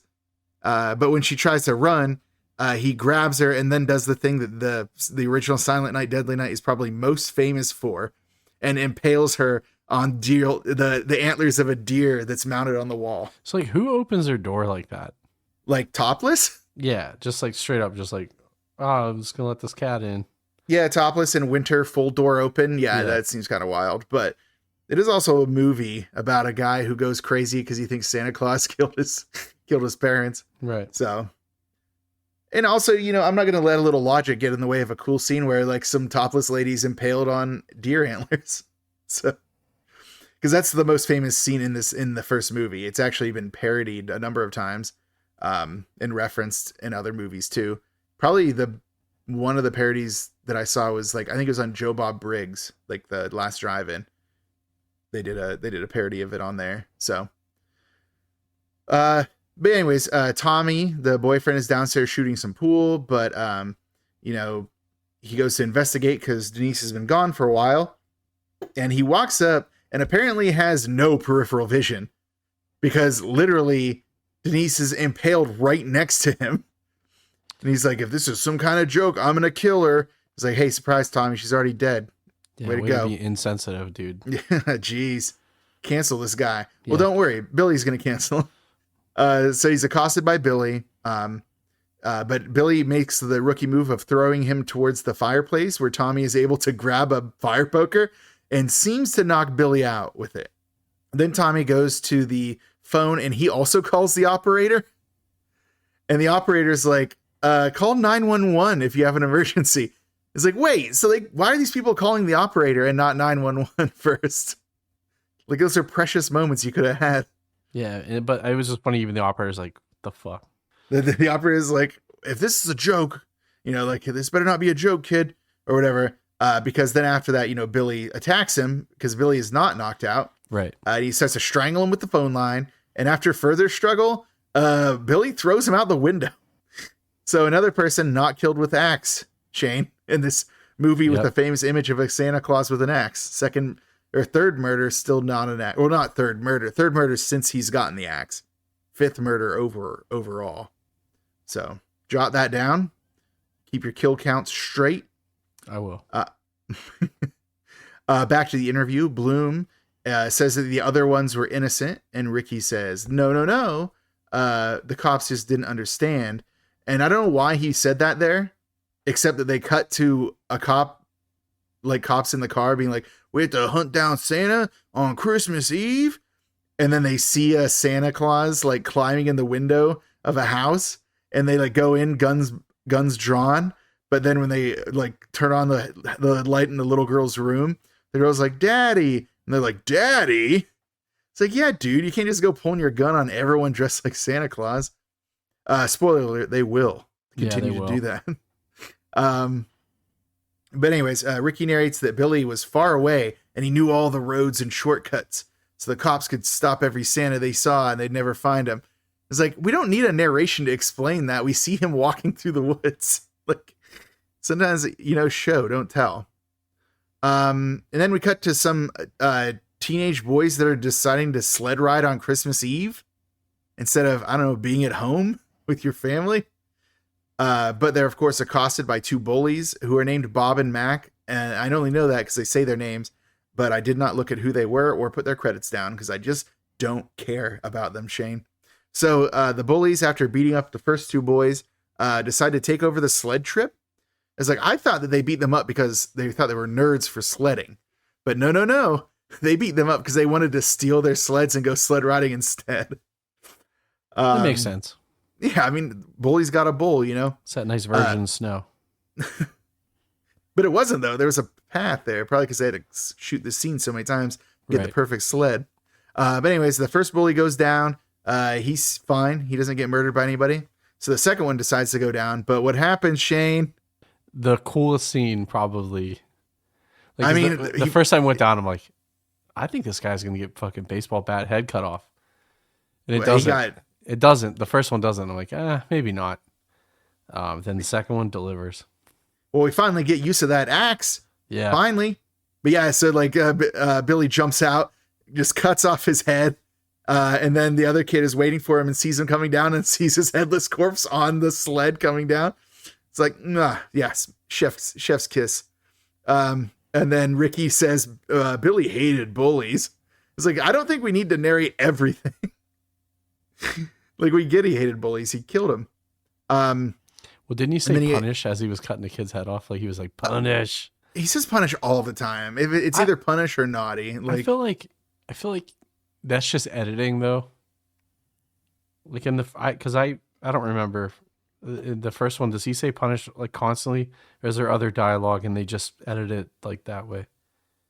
I don't know. That's why I wanted to try to watch the first one to see how much of it they changed, or like, what they changed about it, because they could easily just dub in extra, dialogue, any of those scenes where you don't see someone's face speaking, but can't stream it anywhere because we get it all here. So yeah, that's when, Ricky says, Billy was starting to leave a bloody trail. And then we cut to a cop, like, explaining to Sister Margaret, they found 3 more bodies. And I was like, have they? was like, oh yeah, I guess they did. Denise, the bully. Oh wait, no. Who's the third? Is Denise? Oh, Denise and Tommy. Denise and Tommy and the bully. So Right. yeah, they did find 3 more bodies. Yeah, Sister Margaret tells the cop that she knows where Billy's gonna go. And then we cut to Ricky explaining what Sister Margaret knew the score, but Mother Superior called the shots. Like, yeah, man, we understand how it works, how hierarchies work. Right. But anyways, Bloom says, oh, it's obvious where Billy would go, which leads to like a very tense confrontation between Bloom and Ricky, where Ricky like tells him he can squash him like a bug, and like Bloom's like, you don't scare me. And it's like, that seems like a weird thing for like Ricky to get really like defensive over, is that it's obvious that where Billy would go. Is like, yeah, dude, that's literally why like Sister Margaret was there with the cops. Like, it was obvious. Where was I? Oh yeah, we all of the kids are opening their presents on Christmas, and they're all playing with them. And then the nuns decide to let them out to play outside for some reason. But then a man dressed as Santa is approaching them from the church that's across the way from the orphanage. Oh no, Shane, could it be that it's Billy? Well, a cop that pulls up is yelling at the Santa to stop. And there's like a interesting cut here where it cuts between modern Ricky and Kid Ricky, where Kid Ricky's reaching out at the Santa, and then modern Ricky is saying Billy over and over again. Yeah. But then he jumps, like modern Ricky jumps when the Santa is shot, which I thought was kind of cool. That was like a cool interplay. Even if you're going to do a clip show, you might as well make it good, you know? Right. Yep. Yeah. But then the doctor, Dr. Bloom is talking to him, and then the nun is talking to Kid him. And then he turns and says, it wasn't Billy. It was old man Kelsey, the janitor, and he was deaf, so he couldn't hear the cop like, yelling commands. Bastard. Yeah, deaf bastard.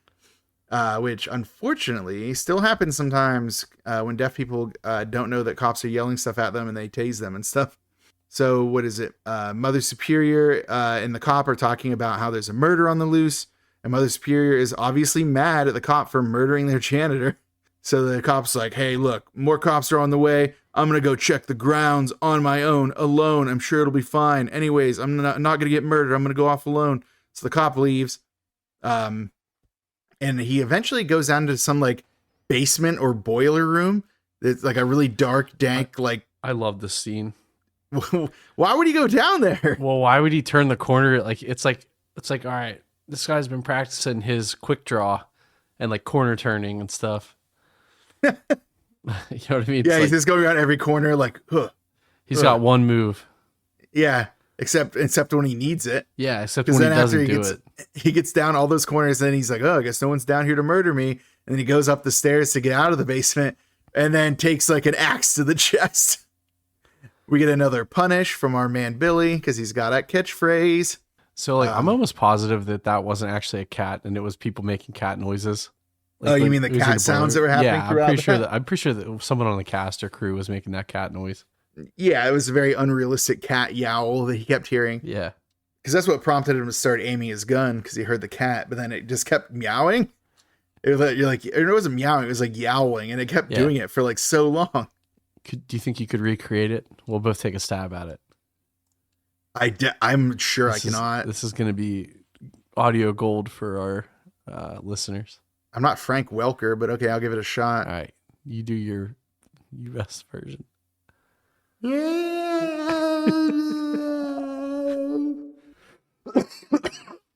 Oh my God, dude. I'm pretty sure it sounded more like I'm pretty sure that's how it went down. I thought it sounded like yowling towards the end. Yeah, I guess you're right. Either way, it definitely didn't sound like a cat. In any case, I hope you cut that. Oh my God. But yeah, punish. You did it for he's down. so long. Well, I was trying to get the. It was good. It was pitch good. right. Anyways, I loved it. Anyways, from there, we basically get the big finale of the first film. Like, it's basically played without like cuts or even like any more like commentary from modern Ricky. The Mother Superior has all the kids inside now because of the threat of violence. She decides they're going to have them sing a song. One of the kids sees Billy at the door and goes to let him in thinking he's Santa. He comes in to kill Mother Superior. But then the cop who's with Sister Margaret arrives and then shoots and kills Billy.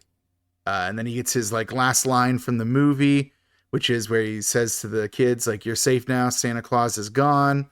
And then it like pans over to child Ricky looking at Mother Superior and saying naughty. And that's how that movie ended. And then boom, here we are. We did it. Okay, so now we're in the actual movie. Yeah, now we're not just doing the cutaways between this movie and the last movie. Yeah. We are done with that movie. Except we still have some more flashbacks because this movie actually starts 3/4 of the way through its actual movie time. Which is great. Yeah, you love it. The ending like quarter of this movie is so fast paced. Yeah, I mean they had to make up for the fact that they just meandered around with using make up for the fact they just used their other movie for an hour. Yeah, well, I mean they're still in the interview though. True. So in the interview, what is it? Bloom is changing the tape, and Ricky's like, "That's me, huh?" Like pointing to the tape. It's like that's a weird way to phrase it. But then he explains that to Bloom that Sister Mary found him a new family, the Rosenbergs, who definitely didn't have anything to do with Christmas. The implication being, I think, that they're Jewish. So no Christmas anymore. So at least Sister Mary knows not to get this kid anywhere near anymore. Right. Any more Santa stuff. Although I have to wonder though, like, aren't like Catholic orphanages like really strict about religious requirements? I'd be surprised that they would allow like non-Catholic families to even adopt them. I mean, they probably have to now because of like laws, but I mean, I know what you're getting at, but they never explicitly say that that's what that is. What? Like, are you referring to the fact that they don't observe like Christianity? Yeah. Yeah. Did they ever actually come out and say that? Or do we just assume that because they used a very stereotypical name? That they're Jewish? Yeah. Yeah, I guess it was. I shouldn't have assumed that Mort Rosenberg was Jewish. So, well, yeah. But like, they never actually say it, nor do they have any sort of like tradition. They don't like. He never wears it. They imply it as hard as you can. But he never wears a yarmulke in public. Like it's never mind. Well, he's not Hasidic. He's not like ultra Orthodox.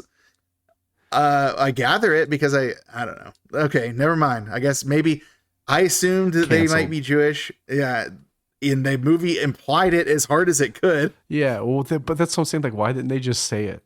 I don't know, man. I think they just thought your media literacy would be enough that they didn't have to say it. It's like, oh, by the way, a Jewish family raised me, and then I became a murderer. Isn't that also problematic?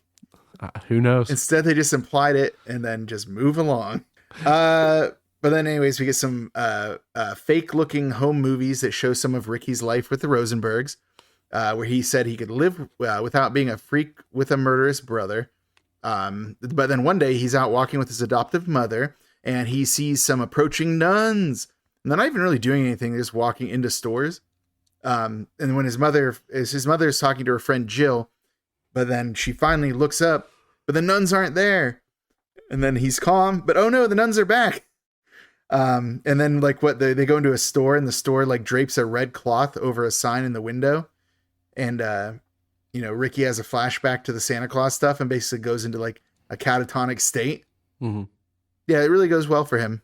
But yeah, after this incident, his adoptive parents talked to Sister Mary about his issues, and he's afraid that they would send him back. But he says that Sister Mary like smoothed it all over or whatever. And Sister Mary does say that like a stable home environment will help him. But it's the Rosenbergs who say like the mother who's like, we can't just abandon him. And then like the father of the Rosenbergs who's like, you know what? Yeah, I just need to spend more time with him. Like the Sister Mary doesn't really say much. They kind of come to the conclusion themselves that this kid needs their help. Right. Which good on them.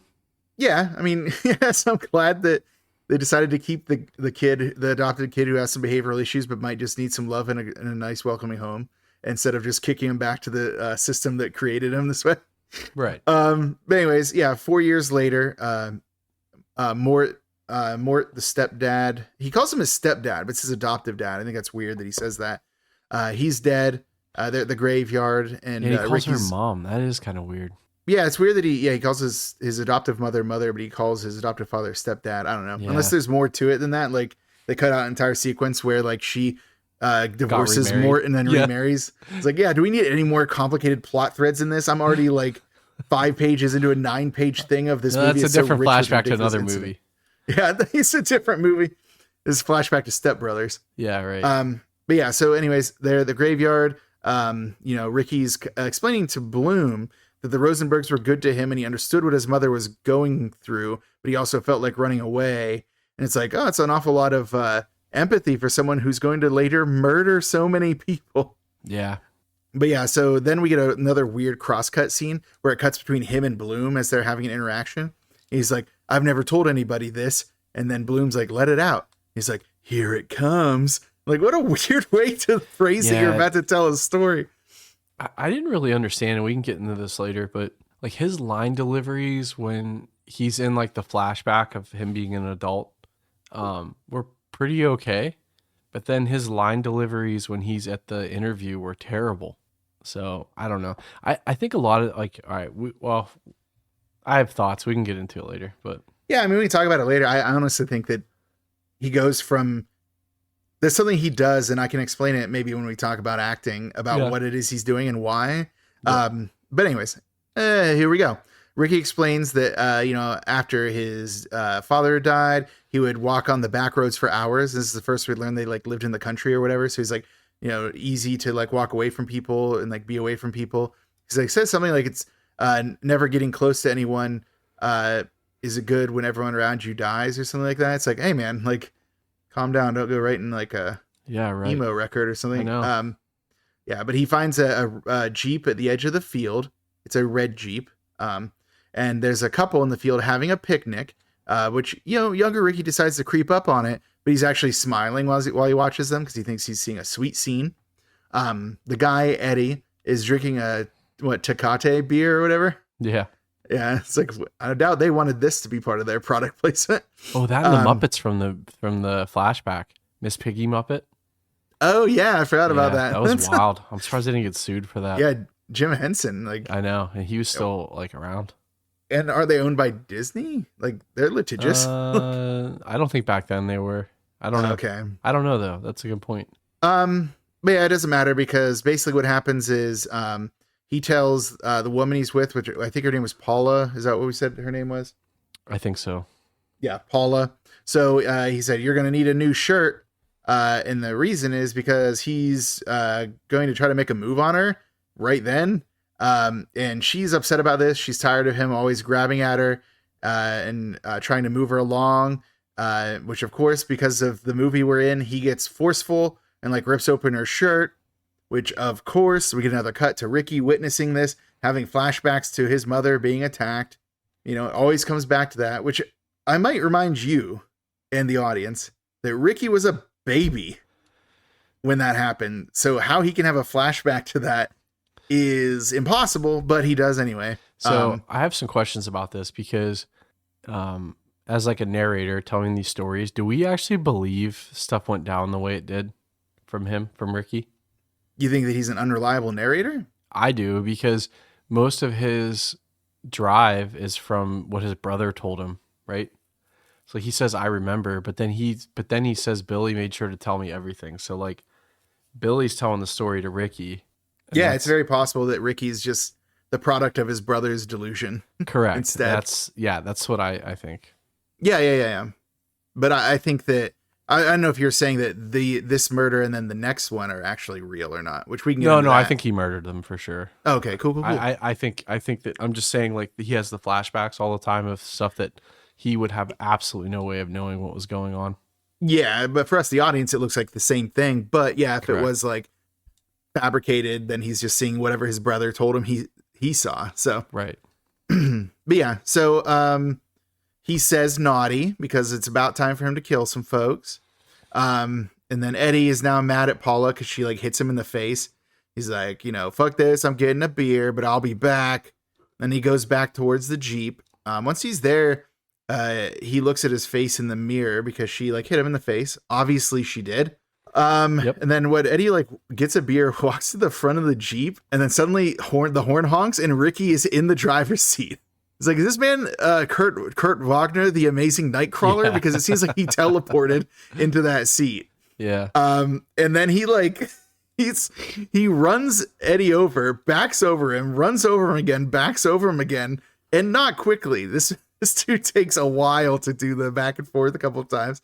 So like Ricky gets out of the car, is on his way out, and then Paul is there and just says thank you to him, and then he just goes about his business. So it's like, it turns out if you just like thank these guys for their service, they won't murder you too. Yeah. Yeah. So, and then what is it? We get a cut to Bloom's notes where he wrote "red car!" ! And then because red. Yeah. And then, Ricky's beside him, sneaks up on him. He's like, "Red car. Good point." And here's the thing, Shane. It's true. The red motif does happen a lot throughout this. Like there's a lot of red things that happen around the violence that happens. It would have been way cooler if they hadn't like hung a hat on it and actually told us it. Like if it had just been something that happens and around when he gets, instead of like if we'd seen the red Jeep, we'd seen later, like when, like later on, there's going to be like some red things that are around the murders. If we'd just seen that, it probably would have been really cool. But you mean like how they respected us enough to put together his adopted family was Jewish? They trusted us to make that connection, but beat us over the head with the red Santa outfit thing that none of us could have put together on our own. The motif that the color red is a part of the violence. Like when he literally has a mental breakdown when he sees red. Nope. There's no way we could have made that connection otherwise. Love it. Yeah. And then we get like a nice little interchange between Ricky and Bloom, where he asks if Bloom has any kids, and Bloom's like, "No, we weren't blessed with kids." It's like, "Oh, so you're married?" And he's like, "Well, I was, but my wife has unfortunately passed." And then he asks him how he met his wife, and Bloom's like, "In college, but it's none of your business." And it really seems like the entire point of that conversation was to get to the next flashback. Right. Because Ricky says, I can't my mom couldn't afford to send me to college, so I had to get a job. And he says it like that. Because I put it in my notes in like the caveman SpongeBob font. Yeah. Like the capital G, lowercase e, capital. That's how he says it. So we cut to Ricky and he's like, "Oh, I was 18 working a job." And then it looks, I guess he must be in a restaurant because it looks like he's like a busboy and he's like taking trash out and stuff like that. But he does hear that a man is a man named Rocco is like beating up on some guy who owes someone some money. Yeah. And Rocco's just beating the crap out of the dude, not seeing that Ricky's like creeping up on him. And the guy is also like really rude about it to the guy he's beating up. He's like, "I hope you don't pay because I love beating you up." It's like, okay, dude, like you can have more of a personality than beating people up. Have you considered reading? But then Ricky, stops Rocco when he tries to leave and just picks him up and throws him into some boxes. And then he proves that he has inherited his brother's supernatural right hand strength because he picks up Rocco with one arm and holds him up like by the throat up on the wall. And then he's getting punched in the face by the dude repeatedly while he's holding him up, completely unfazed. The dude is like maniac cop levels of like strength. I mean, this actor's yoked for sure. No. Don't get me wrong. Yeah, he is. But to pick up a grown man with one arm, like, I don't know. That seems like a lot. Santa killed his parents, though. That's like the magic trade-off. I always forget that was the trade-off. Yeah, see, it's like reverse Tim Allen. Yeah, here's something, kids. If you want to get super strength, just have Santa kill your parents. Yeah, if you kill Santa, you become Santa. But if Santa kills your parents, you become Superman. It's pretty much... I'm pretty sure that's how it works. Yeah, you might be immortal based on the end of this movie. Yeah. Spoiler alerts. Yeah, really. So yeah, jot that down, kids. If you want to get immortal and also super strong, possibly more things, have Santa murder your parents. Heard it here first. Exclusive reveal. But like what we don't know though is it have to be like on a highway and they're faking that their car broke down? I don't know. There's a lot of factors we don't know. So write in if Santa's killed your parents and you have super strength. Hey, help us test this hypothesis. Anyways, he has this revelation where he's like looks to his left and sees something and like grabs it, and it's an umbrella. Oh, So he's yeah. like, he says naughty, stabs Rocco through the middle with it, and then when it gets to the other side, it opens and it's covered in blood, and then it starts to rain, which I thought was really funny. Yeah, I love that. Like, that was really cool. So yeah, he killed a guy with an umbrella. And then we cut to Bloom again. Now Bloom, he's having a hard time. He's He's sweating. like sweating at the brow. He's like, I've never heard of these two incidents anywhere in my notes. He's like looking around. He's like, I don't know if they're real. And then Bloom, he's shook, right? Yeah. So he wants to leave. So he's like, oh, we got farther today than I expected. I better leave. And then Ricky's Well, he like, had the red monogram on his handkerchief. oh, he did. Yeah, he looked Yeah. at the M. I forgot about that. That was part of it. Oh, see? The red. But then We never would have put that together, though. No, thank goodness they brought it up. But yeah, then Ricky says, you're starting to get to me, Doc. And then they have a little exchange where Ricky says something like, oh, they needed punishment. And then Bloom is like, they needed discipline. And then Ricky's like, oh, you're starting to get me. And then because of that, Bloom decides he's going to fly closer to the sun, which, how does that go, Shane? How does it go for Icarus if he flies closer to the sun? Well, he did get a major spot in a very popular Disney cartoon, so I don't know. What are you talking about? Hercules? Is Icarus in that? The cartoon, yeah. Oh, I didn't know that. Yeah, that was Cool. the whole thing. Wow, that joke sucked. I mean, someone who watched Hercules, the cartoon show, might get it. I never watched it. All right, Zahn, looking at you, pal. You might be my only hope. Well, hopefully he knows. But in real life, Icarus died. Yeah. I mean, in Unread. Solid. I mean, in the actual myth, not in real. The real man Icarus. Yeah, Daedalus. Yeah, he had to start a new family now. Lost that kid. Oh man, sorry. Yeah, in the myth though, he dies. He doesn't go on to be in a Disney cartoon. But then, like I said, Bloom, he's gonna fly too close to the sun, and he asks about Jennifer. This upsets Ricky, who tells him to eat shit. And Bloom takes out a picture and asks who it is. And then Ricky's like, it's Jennifer. It's like, yeah, dude, obviously it's Jennifer. So Ricky's like, that's the only person or the only thing I've ever cared about. Except he literally talked about how much he loved his adoptive parents and was hurt by his adoptive father passing and felt concerned for his adoptive mother. Never mind. We don't have time for logic in this movie. We have to keep moving. So we cut to their meet cute moment, which is more like a crime. So Ricky's on a motorcycle and trying to back out of a space, and Jennifer just comes down the road and hits him, and he falls off his motorcycle. Like she hits him with her car. He's upset until he looks up and sees that she is hot, and she's laughing at him rather than being concerned that she just hit a human being with her car. So neither of them have great reactions to their event. The perfect couple. Clearly. So yeah, Ricky foreshadowing what might happen. He says he never wanted to lose her. Jeepers. I guess that means he's going to lose her. We see a long scene of them just like driving down a highway together on his motorcycle.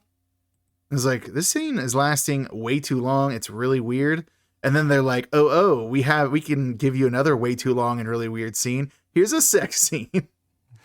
But it's way too long and really weird of them like just like, where they just like pushed up against each other and then like moving their heads against each other. It's like, is this how giraffes make out? Very weird scene.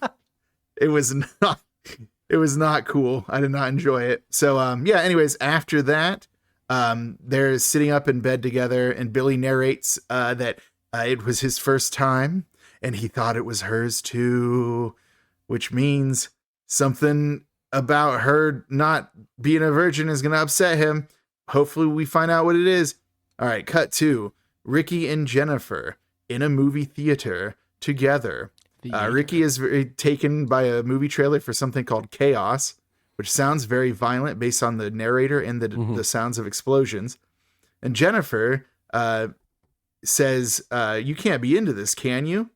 But then she also says the movie they're there to see is supposed to be scary. And I'm like, okay, so you don't like action movies, but you like scary movies. We're getting to know Jennifer a little bit. But there's a very disruptive patron in the back who's yelling for the movie to start as though he's never seen a preview before, as though they can just hit a skip button on it. And then whenever, like, I guess production logos are starting to come up and he does the dun dun dun with it, like upsetting everyone. His companion to his left is very upset with him, which, by the way, that's the director. Yeah, I was gonna say this has to be a cameo of some sort. But yeah, the guy to the left of the disruptive patron is Lee Harry, the director. Yeah, and he's like putting his hand to his head, like, this guy, you know? Right. Like, yeah, he's going through it. All right. And then despite the fact that they were kind of upset with this guy for being disruptive, Jennifer starts talking in the movie and tells Ricky that he isn't like anyone else she's ever met and she likes him a lot. Yada, yada, yada. Like, let me tell you something. Movies are a sacred experience. If I'm ever on a date with a girl, she starts talking to me, it's like, hey, yo, if you like me a lot, tell me after the movie. You don't have to tell me during the movie. So they're about to kiss when disruptive guy makes like kissy noises from the back and yells for him to kiss her. And then when he turns around angry to give him like mean mug at him, he yells the F slur because that's what you do. And then what is it? Jennifer says, well, we know that's not true because he had sex with a woman, you see. Right. But anyways, specifically her. Well, here's the thing. Yeah, it's true. All right. So this is actually probably one of the funniest scenes in the movie. So Ricky's like, hey, so what's this movie supposed to be anyway? And Jennifer's like, it's about talk to you about this.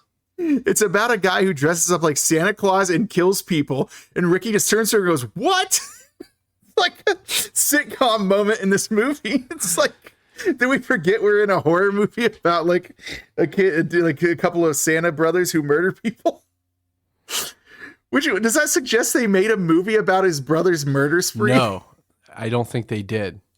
If you watch the trailer or the movie they're watching, it's the same car from the first one and it's the same Santa guy. Or at least it looks like him. I'm pretty sure this was a callback to the first one where the Santa that murders his parents. So you think that... So I think that Billy saw this movie.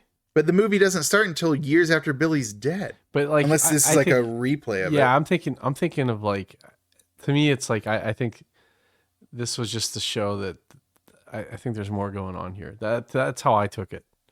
But I'm almost positive if you go back, because it's that same red car, it's broke, like, and he robs that liquor store with the gun. That's interesting, but I don't know if that. Maybe the suggestion is that because this dude was the murderer, he inspired Billy to become the murderer. But as someone who's watched many, many horror movies, and some of them I was probably too young to see, it didn't make me a murderer. No, but I think no. I'm not saying that Billy was a murderer that way. I'm just saying, like, I think this goes into the facts are getting misappropriated to certain events. Right? Like he really did have his like parents killed in front of him, but it wasn't this actor who did it. It was a real guy. Yeah, or it could be Ricky's psyche, like when she said it's a movie about a guy that dresses up as Santa and kills his family or kills people, and then he sees that person that he envisions that Billy told him about. I actually really like this scene. This is probably one of my favorite scenes in the movie. But again, it's a good scene, but yeah, I could be wrong, but it definitely looked just like the car that was broken down, and it looked just like the guy. I mean, there's not a lot of in-text evidence for that being the fact, but it's a cool idea, so I like it. Yeah. Where were we? Where was it? Where was I? Where were I? Oh yeah. So, watching Santa kill the first guy, Ricky says punish and then gets up like he was activated, like he was a sleeper agent.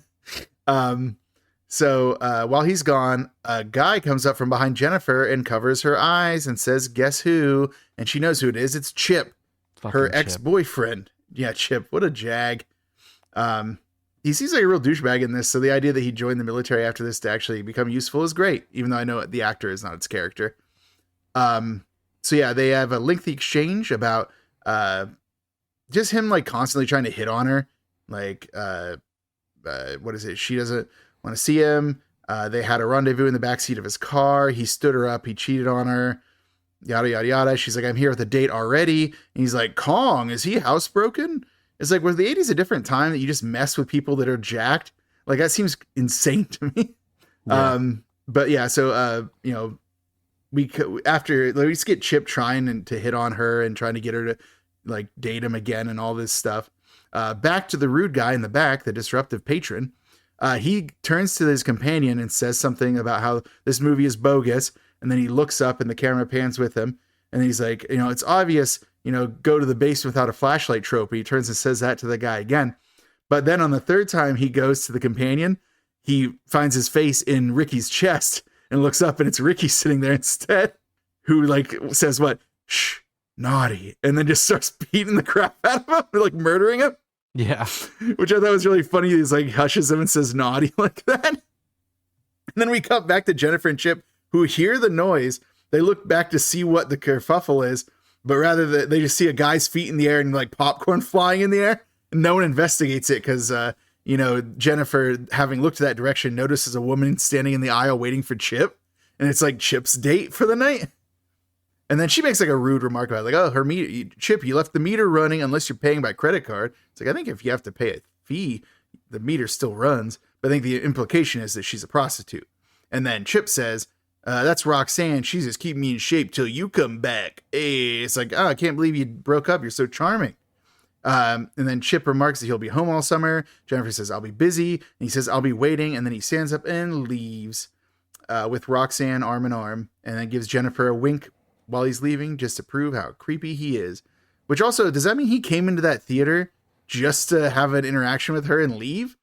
Like, where are the like ticket takers in this place? Like, where are the ushers? I didn't know. Like, that's kind of what I felt like. I was like, was he stalking her? Because it kind of seems like that. But then I think she's really into it. Yeah, no, she clearly is based on her reaction to his later event. Yeah, so they leave, and then what is it?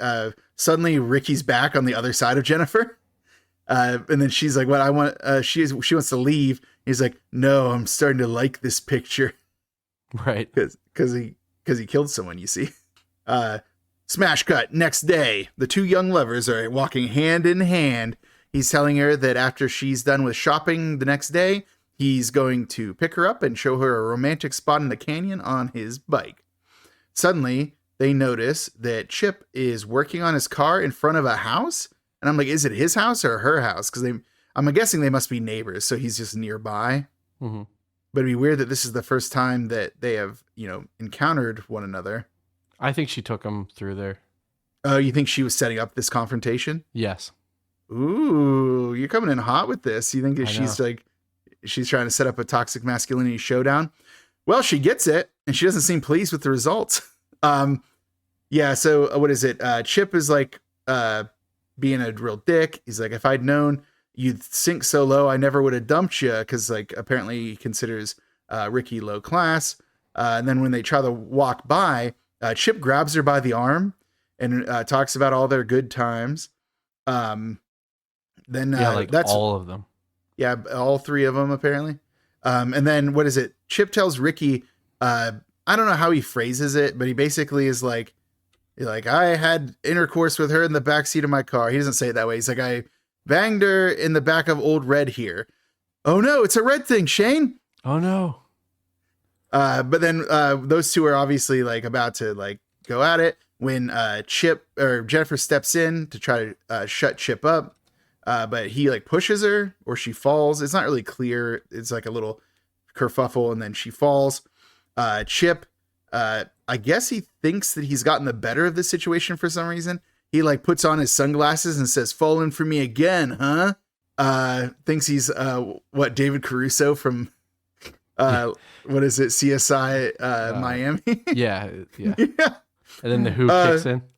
Yeah. But no, instead he gets choked by a supernatural right hand fist to the throat because he goes to say something to Ricky and just starts getting choked on with the freakishly powerful hands. should have known that this guy who's much taller and jackeder than he is. Because, like, here's the thing. Well, yeah, more jacked. I don't know. But, like, Ricky's wearing a sweater that is very flattering. Right. Like, he's clearly muscled. Like, I don't know what Chip's plan here was. I guess he didn't think he'd get murdered. Well, spoiler alert, he will. So, yeah, you know, keeping with the habit of whilst choking someone with the right hand, he notices something to the left that would be an excellent murder implement. He sees, like, the battery charger for the car, like the jumper cables. The jumper cable, yeah. So he picks up the jumper cable and he puts it in Chip's mouth. And we have to talk about this. So the first time I watched it, I was like, oh, he put it on like one of his teeth or something, right? But I don't think he did. It looks like he latched it deep into the back of his throat. Did he put it on the dangly thing in the back of his throat? His vulva? I don't know. It was either that or his tongue. I thought the same thing. In there. Yeah, it got in there.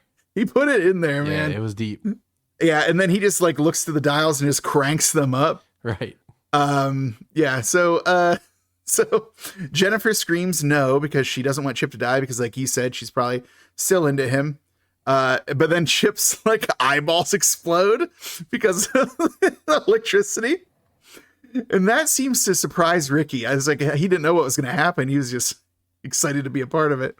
But then Jennifer makes the rookie move of not thanking Ricky and instead yells at him. It's like, you killed him. You're crazy. All that stuff. And Ricky, like, while that's happening, is like having flashbacks of Mother Superior. Although the shots that we see are her yelling at Billy, but I think that's all they had in the stock footage bin, so they had to use it. Right. But then that's kind of a funny moment because then Ricky's like, punish. And then Jennifer's like, uh-oh. And then tries to run. It's like, yeah, lady, he's a psychopath. You're yelling at him. What did you think was going to happen? So he like pulls out the car antenna and she doesn't even get a few steps away before he's got her with it and just chokes her to death. And it's such a funny thing because she's trying her best to act like she's getting choked and it's not looking great. But I was like too taken by Ricky's face. He's like going cross-eyed, like while he's doing it. It's like, what were the notes for the scene? Like, what were the notes on his performance here? Because it looks wild. But of course, no sooner does Jennifer drop dead than a cop from off screen yells, "Freeze, asshole!"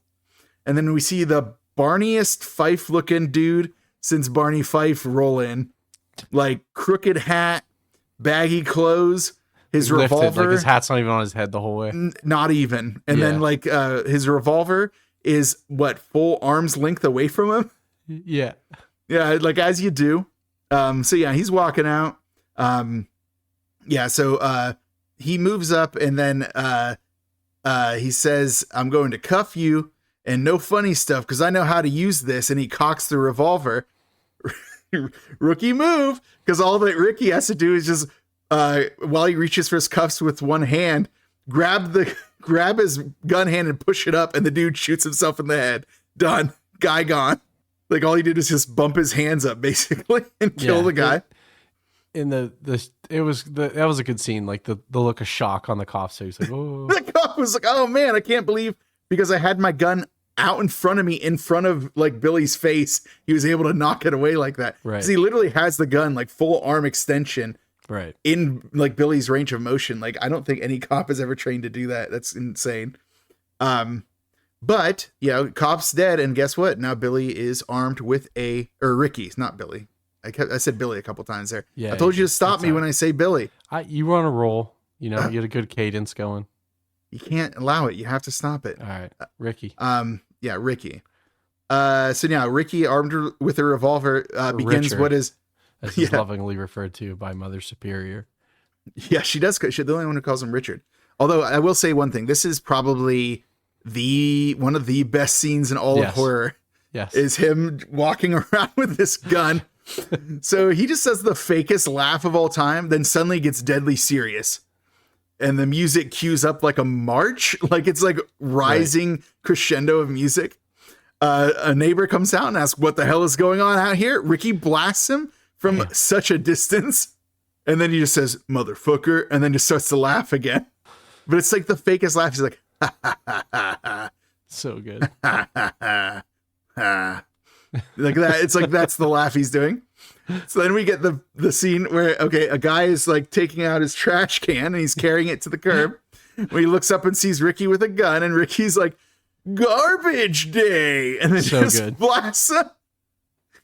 There you go. And then what? Ricky like spins the gun and blows the smoke out of the barrel. Yeah.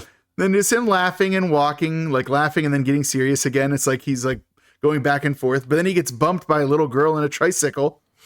But the little girl says, "Excuse me, mister." He's like, "Oh, that's okay." And then allows her to continue, even though her task that she's continuing is driving a tricycle down the middle of the street. Like, you probably shouldn't be riding a tricycle in the street, kid. But just proves that Ricky won't kill you if you're nice to him. I mean, there's like a, 4% chance that her parents were shot by Ricky. So. Definitely one of them. Definitely one of them at that point.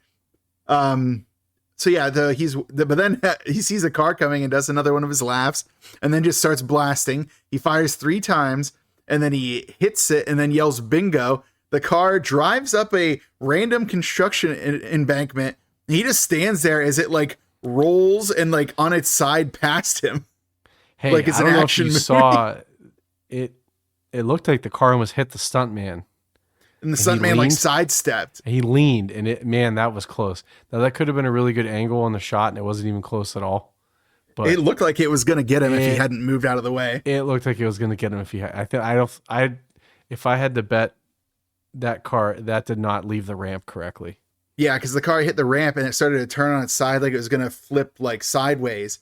Yeah. And then like the roof was almost hitting the stunt person. Yeah. And the stunt person like leaned and like the thing avoided him, but never stood. Like, I guess he didn't sidestep. He never moved his feet. He leaned sideways. Mike Tyson right out of the way. Yeah. So like that was incredible. It's like action movie stuff. Like quickly. And then of course, of course the car rolls and then explodes. Yeah. It's a car in a movie, so it has to. Yeah, it has to explode. They literally had one of the, I think it was Bauer. It's listed as the pyrotechnic guy. So you know in the credits, if it's someone is listed as pyrotechnics engineer, you know it's going to get real. So anyways, we get like a shot of Ricky laughing and like walking up. And it's like one of the shots of him like coming up over the horizon on the road. The sun is shining. The music's crescendoing. It's like he's about to come to some victorious thing, right? No, he comes around the corner as a police roadblock telling him to drop his weapon. But of course, Ricky laughs and starts to bring the gun to his head and after cocking it to, kill himself. But then the cops immediately 180. You're like, no, don't do it. Don't be a fool.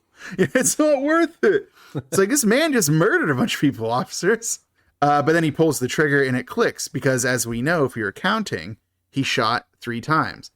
Once to the cop, once to the random guy who came out, once to the garbage man guy, and 3 times to the car. So, 6 shots. Yep. Mm-hmm. So what is it? Then back to the interview. Ricky's like, I was so young and stupid. Like, how long has it been? Like, he looks exactly the same. I didn't think much time had passed. And then he takes out a cigarette and puts it out on Jennifer's picture. Mm-hmm. Which, by the way, I didn't remark on it before, but the idea that he's like detained in what seems to be like a mental hospital or prison and can just freely smoke. The 80s, man. Hell of a time. Yeah, it was the 80s, so. But then after Ricky puts the cigarette out on Jennifer's picture, he apologizes to Bloom, who is now dead. He has is his throat cut, or is it like he was garroted? He garroted him enough that he was bloody. He had a bloody throat wound from a garrote. I think that was the film from the tape recording. I think he strangled him. Well, one of them, because we do see that another one survived. Wait, what? Yeah, we see that another one survived. Another what? Another tape. Yeah, but I think that was the earlier tape that he changed out. Yeah, I think he strangled him with it. That was the mark on his neck. I think it was. Yeah. But anyways, we get a cut after that. We get a cut to the tape playing, and it's the sound of Ricky escaping. They're like, he's getting out or whatever. And then we get a transition. And it's actually Sister Mary talking to a police detective, and the detective is saying that Ricky will go to the orphanage. And Mary's like, no, orphanage is closed, and Mother Superior had a stroke. And that's when she realizes, oh, Mother Superior obviously is going to be Ricky's target too. Like, yeah, the abusive woman who raised them, partially raised them, is the one they want to kill. Cut to Christmas decorations. And you also hear the voiceover of one of those like charity Santas asking for donations. Yeah. But you don't see him. You just see like the camera slowly panning across Christmas decorations and stuff. And he's like, how does he say? He's like, how about you give something to Santa? And what he gives him is for his death. Kids or something. That's what the sign says, like, give some bucks to the kids. But what Santa says is, how about you give something to Santa? And what he gives him is death. So we hear a struggle, and then, we get to a phone booth, and then it pans up. Ricky's now in the Santa suit that was confiscated from the charity bucket Santa. And the camera, like, pans over as he dials a phone. An old woman answers, and he says, Merry Christmas, and that Santa is back, and then hangs up. She knows. She's got to know. Unless she doesn't read the news at all. So he leaves the phone booth and does his patented laugh, and the camera pans down to the dead guy whose suit he stole, whose face is against the glass of the phone booth. So there you go. That's a murder. I think I read somewhere there's like 23 murders in this. I've never tried to count it, but it seems like a lot. Unless they count the ones from the first movie. They probably for sure count. That's wild. They don't count. Cut to Mother Superior, wheelchair bound, and also now facially disfigured somehow. I think they just did that so you couldn't tell it was a different actress. Yeah, I was like, I'm pretty sure strokes don't do this. No, I don't think so. But yeah, she's shaken by the phone call, but then is immediately angry at children outside shouting and playing. She hates the idea of children enjoying life. Then she goes to watch a parade on TV and calls it shameful and sacrilegious. Like, then why are you watching it, lady? Like, it's like, well, there's nothing else on, just reruns. Yeah, but then, outside there's a toy Santa that's playing Silent Night, little on the nose. And Mother Superior is talking about then how the children should be in bed when suddenly an axe falls and destroys the toy Santa, and the children scream and run away.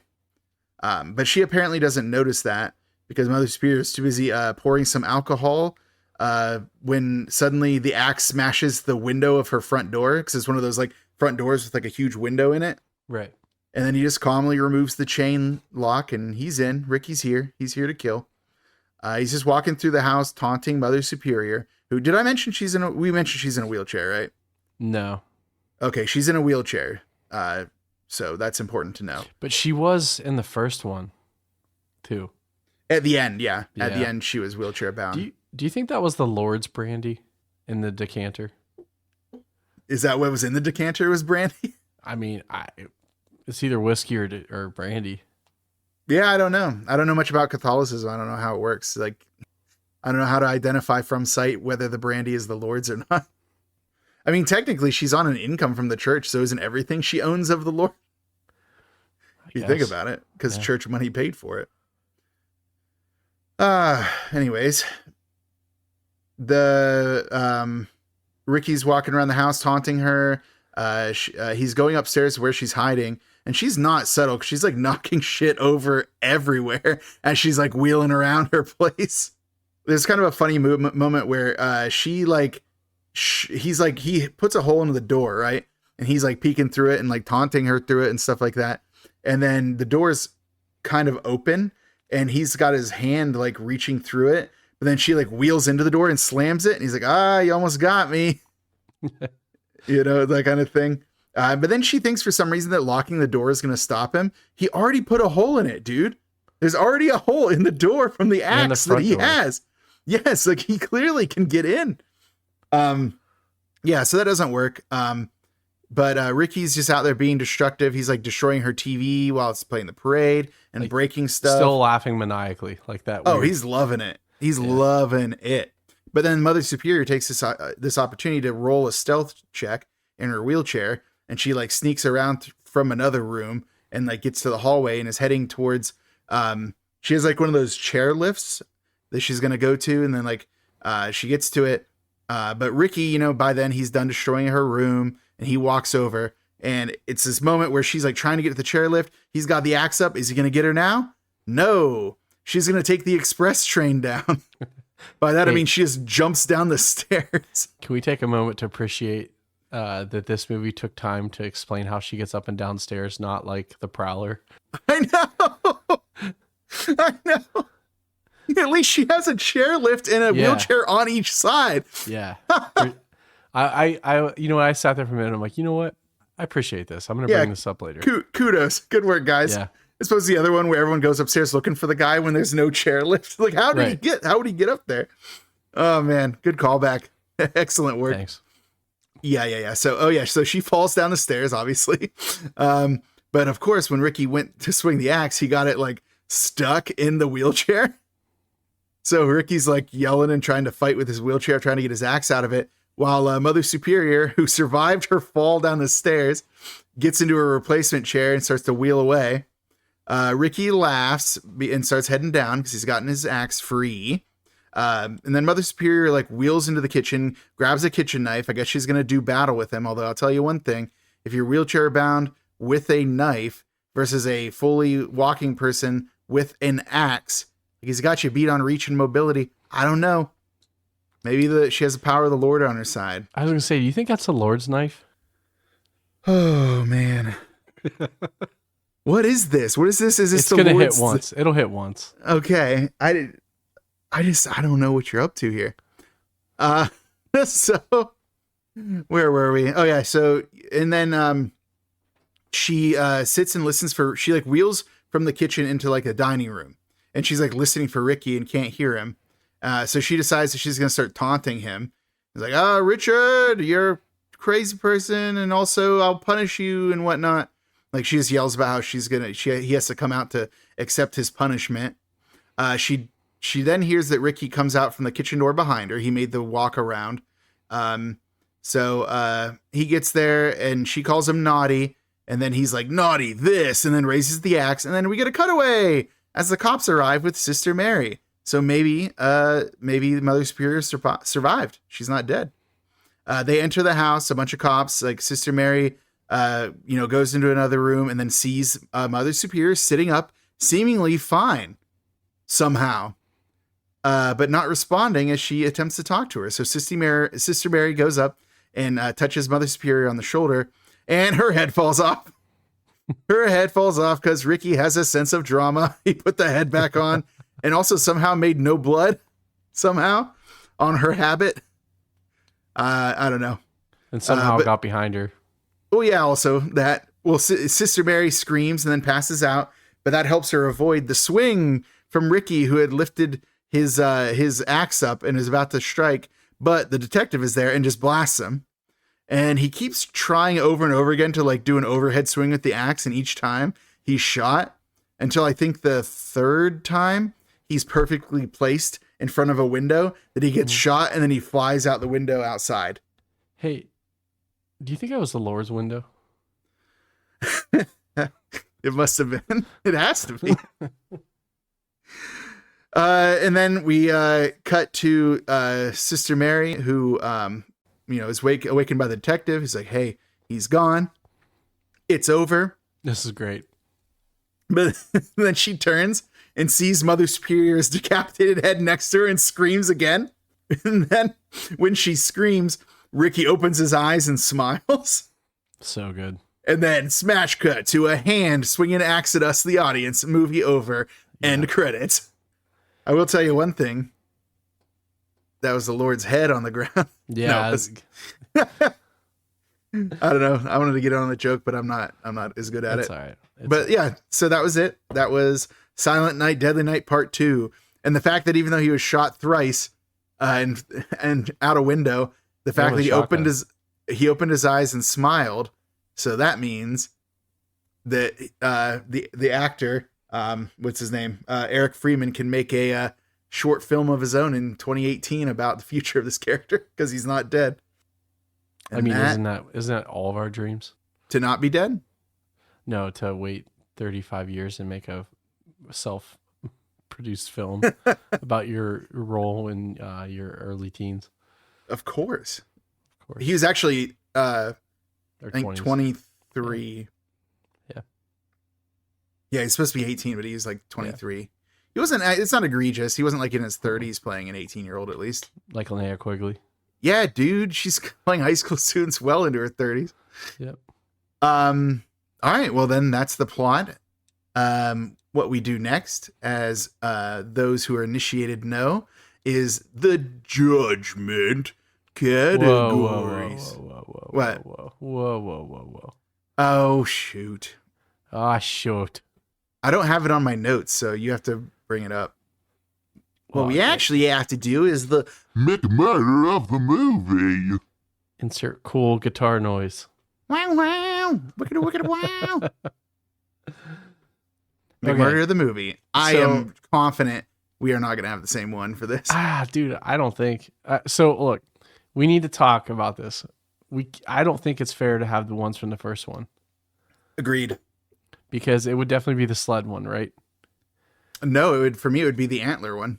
Oh, the antler one's good. But the sled one, I don't know. The sled one's also good. But either way, I agree with you. I think we have to, everything that's from the first movie that's just a stock footage flashback, can't have it. Can't allow it.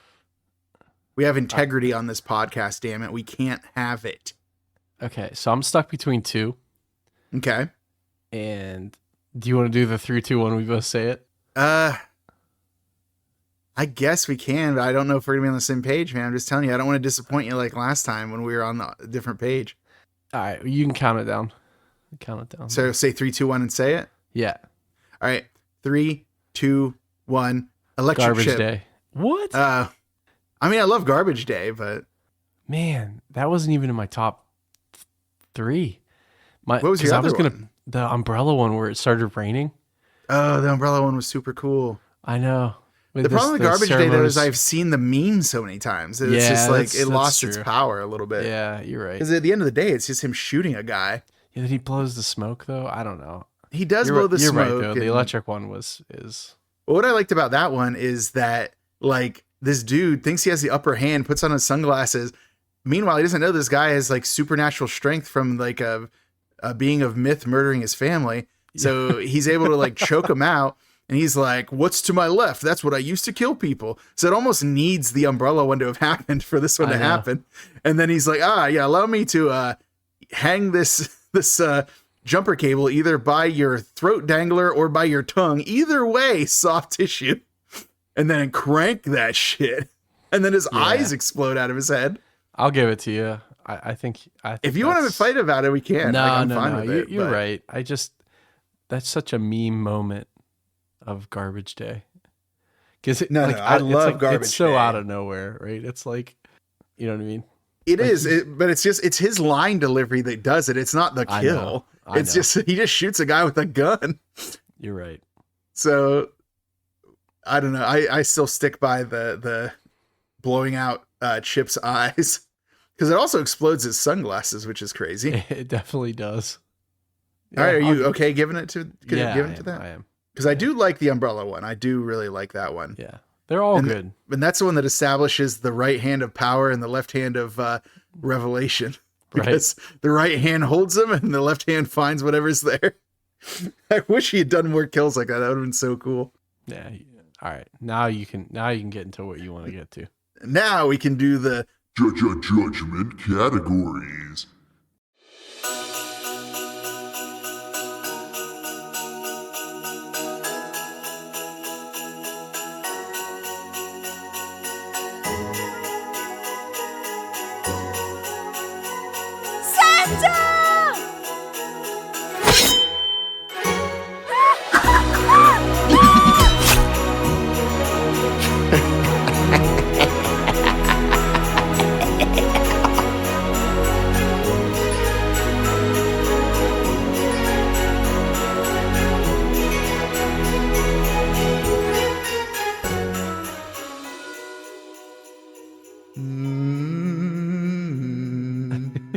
some kind of music. I might buy a theremin. I've been thinking about it. I'm on the cusp, man. I had a couple in my cart during Black Friday, so because I'll just make my own theremin music for the show. That'd be super cool. Yeah.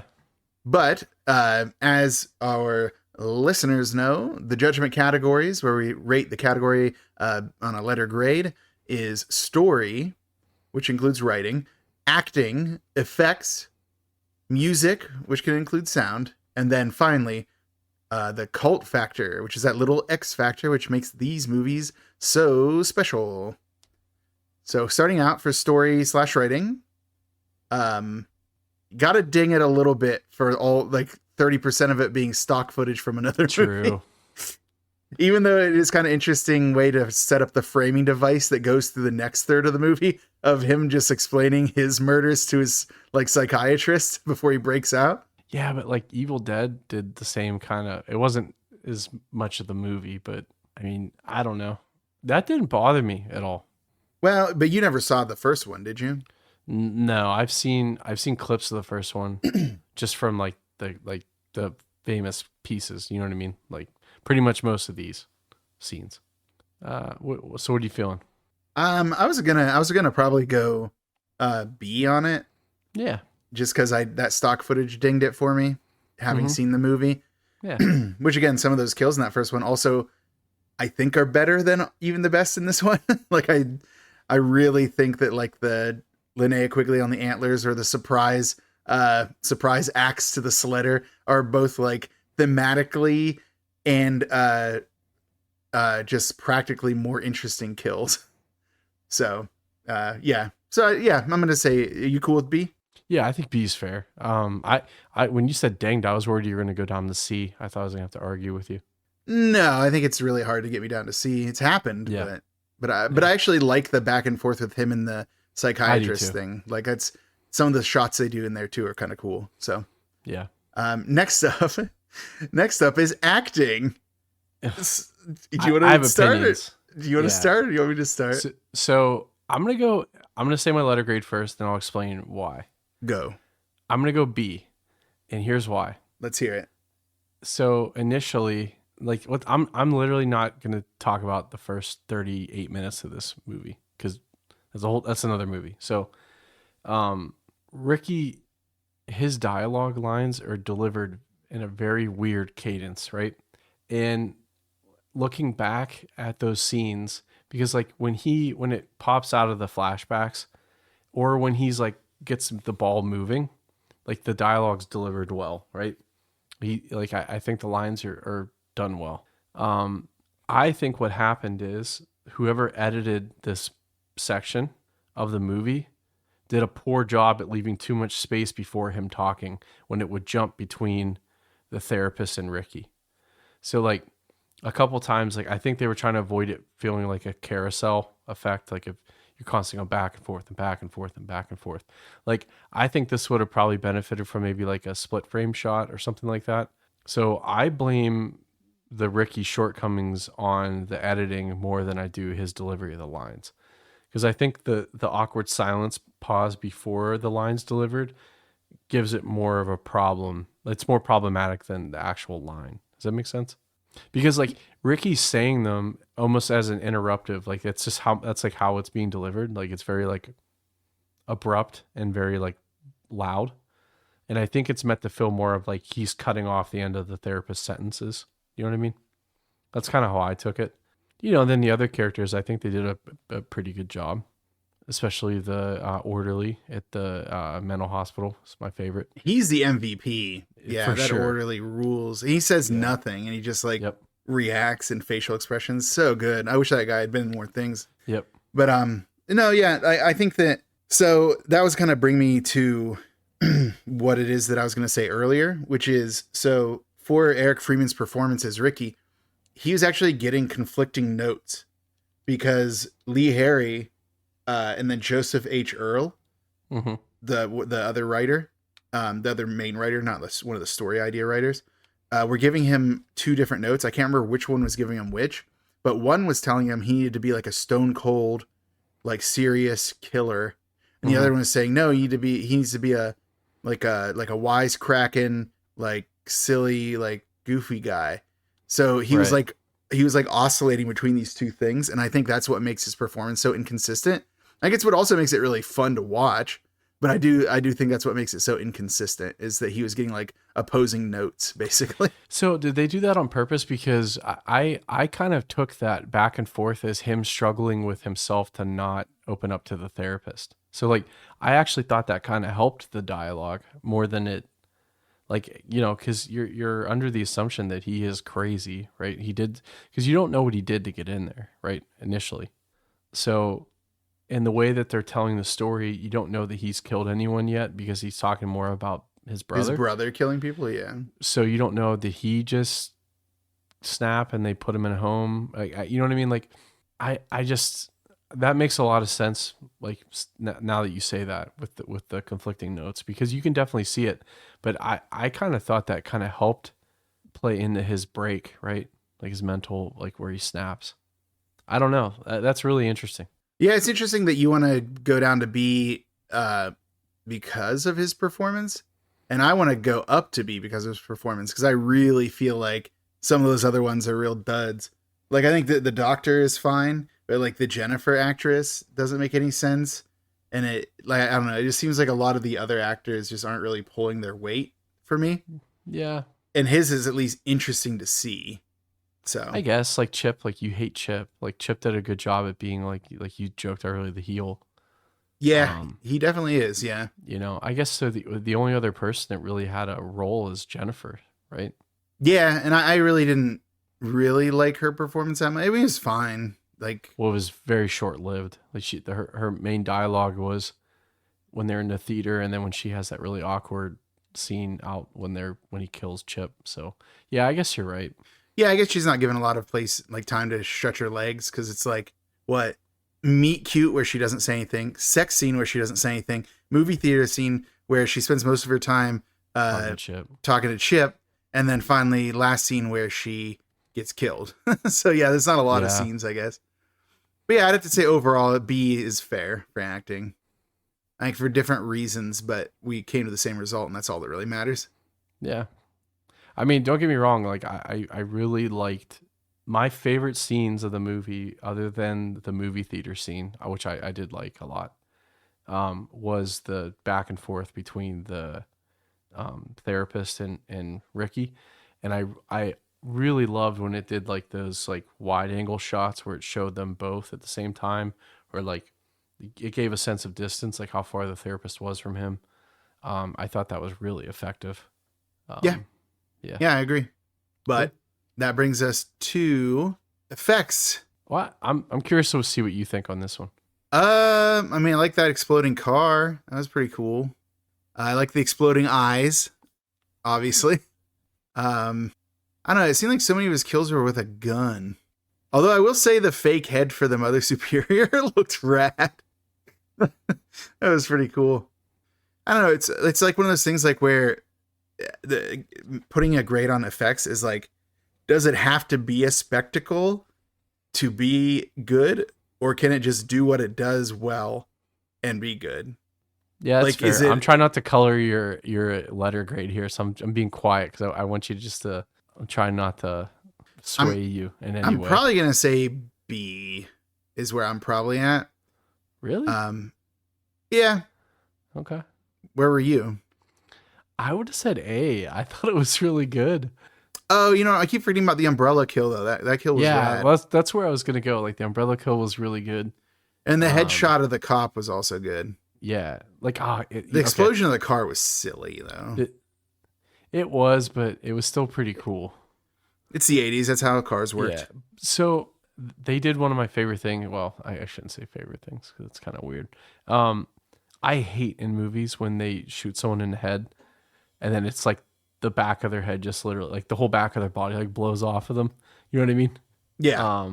I think they did a very effective job at kind of making that seem more believable, and even the other gunshot stuff was done really well. I don't know. I'd go. I'll live with a B, but like for me, I thought they did a great job. The Mother Superior stuff was really good. I'll probably go A on the strength of the umbrella one too. I'd forgotten about that. That umbrella thing was really rad when it like pushed through, and then like the umbrella opens and it's like covered in blood. That was awesome. Yeah, and what was cool too is it was ripped, like, and then obviously you could tell they were spraying a hose in the air, but it was effective. I think they did a good job. Yeah, I don't know. That's why I was debating, like, does it have to be spectacle? I don't think so. Like something like the Prowler, like those are incredible effects, like such spectacle. But this one is like not really spectacle, but it is effective when it is there, which is what very effective. Yeah. So yeah, I would say A for effects. And then like if you're taking into account the stuff that happened in the first one, for sure A, because like those were fantastic effects. Yeah, I guess like between all those things, I'm comfortable with A. Good. So next up is music, and I'll let you take the lead. You know, I was gonna go B, but honestly, like I love the music. I was gonna say B. This is a banger. I know it is. So I'm gonna go A for sure. But like part of me was, because the other thing, I don't remember the first one, and I haven't seen like it the whole way through. So like the first half of the movie, is that the new soundtrack or is that the old soundtrack? Like what's going on? And I struggled with that a little bit. Well, it plays over the opening credits for this movie though, like the score. Right, but like there's music happening like while he's killing people, and like from the archive footage. There's like things going on. So like I didn't know if that was from the first one or from this one. So like that, like as I'm watching it, I'm not now, I'm saying like when I was watching it, I'm like, okay, is this music from the first one? Or are they just kind of reusing everything, or is this a new soundtrack? And then going through the credits and stuff, like it's definitely its own thing. So no, I really liked it. It was good. All right. The stings, they're called what, the stings, right? Right? Is that what they're called? Where like the sound where they use to help scare. Yeah. Yeah. They were effective. Yeah, they worked. Yeah. Yep. So all right, then could have used more synth, but you know, can't. It could have. It really could have. Those tones. Really could have. We could add some more tones. So yeah. So A for the music. Yay. And then finally is Cult Factor. I mean it's got to be A. Yeah, it's got to be A. It's got to be, yeah. Even though half an hour of this is another movie, it's got to be A. That's what I mean. Like, I feel like you could just fast forward through like the first half hour, but like maybe not though, because some of those kills are pretty rad. Yeah, that's true. If you haven't seen the first one, see, this is the thing. Like, if you take out the first one that even happened, right? Just get rid of it. This is a great movie, like by itself, and it tells. I think it does a great job. It like the way it tells the first one. You know, if that was just its own story, I think that's pretty cool. I don't know. I liked it. Yeah. No, it's got to be A. This is Cult Factor all day. All day. And yeah, and plus we know that you can't watch the first one anywhere right now. So this is your place. This is the place to do it. This is your chance to watch it. Next up is our final category. It's the D-roll.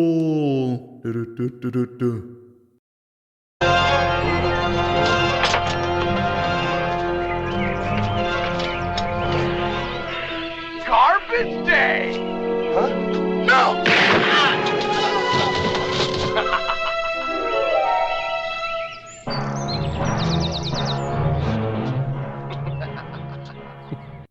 D for I was trying to think of a Christmas word that starts with D. I'm trying to think of a dinosaur that starts with D. Deers, rain. Deers _ rain _ Dolph. So yeah, the D-roll, as people know, is the little final category, the hat on a hat, where we put things into one last section. Is it a cult classic, a B movie, grindhouse, or trash? Which hopefully nothing will ever be trash, but it could happen one day. Yeah, mistakes can be made. They can and have, but not this time though.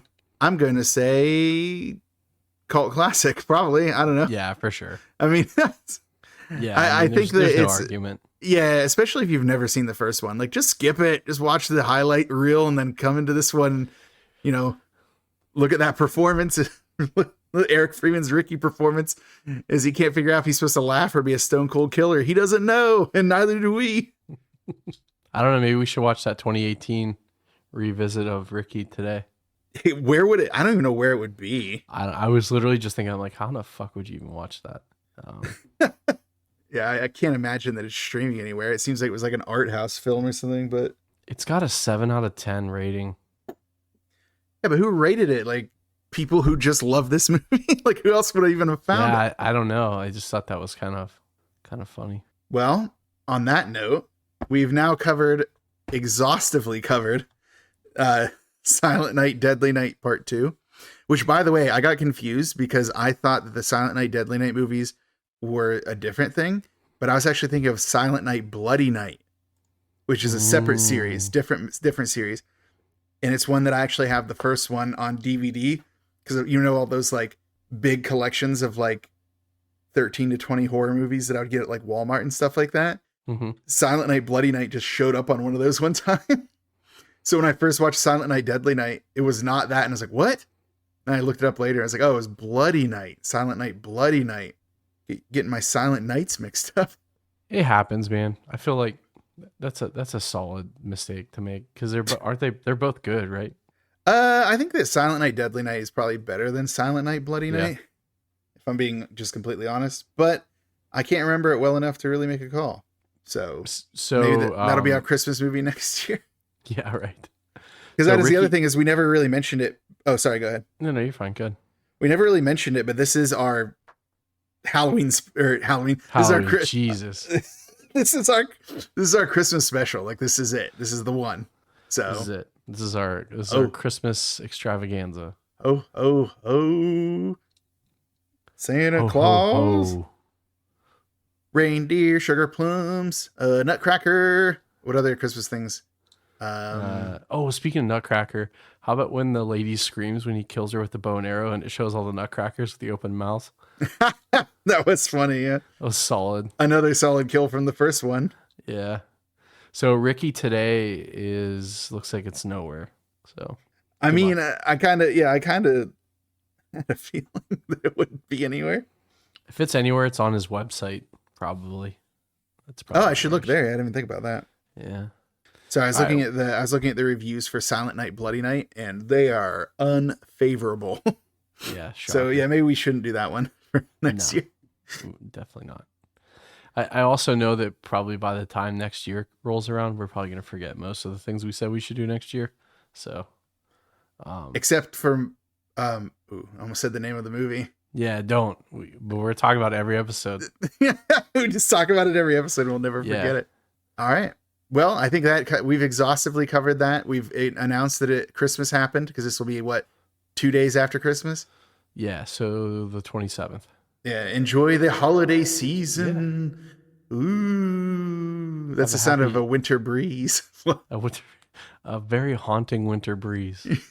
I mean, they are winter not breezes. Not to be confused with a haunting fall breeze.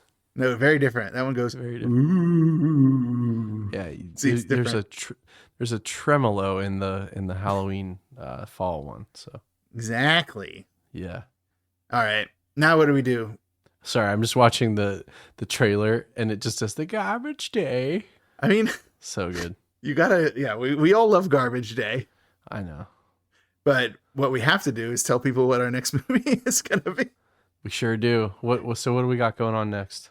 Well, since we didn't do my creepy critter Christmas that I was planning for the entire month of December, the only thing to do is to pick one of those movies and do it instead. So we're going to do a classic 1988 film called The Nest. Ooh. A story about a bunch of cockroaches that kill people because they get extra strong because of science. So this one is kind of limited, but it definitely is on Tubi. So you can get it on Tubi for sure. It says it's on the Roku channel, that it's on Plex, and it says it's on Amazon Prime Video. Again, I always put like an asterisk on that. Like, I don't know for sure if that's like a pay to rent or if it is actually there to watch. But you can definitely get it on Tubi, Roku channel, and Plex. So join us next time as we discuss what happens when I think that they're like made extra strong by science or something. It's been a while since I've seen it, and I kind of mix it up with a different roach one called Mimic. Oh God, don't talk about that one. Yeah, I kind of mix up those, but I think they're doing similar things, but for sure. Don't quote me on it. Yeah. Well, I love this movie. We had a blast. I can't wait for The Nest. I think we're going to have fun with that one too. Any bug hating, I just take a second here. So Silent Night, Deadly Night Part 2 has a 3.9 rating on IMDb. Like Gee, who's rating these like movies? I don't know. Probably Anyways, casuals. Yeah. Bunch of filthy casuals. Yeah. Get on our level. You have to enjoy watching Chip's eyeballs explode. Yeah. Like, come on. Umbrella, Garbage Day. Anyways, Perfect movie. Yeah. So, I think that's all I wanted to cover today. We did some housekeeping at the top of the show. Any closing thoughts? Parting words of wisdom? Ooh, no pressure. No, actually, if you are, I guess this will be after Christmas proper.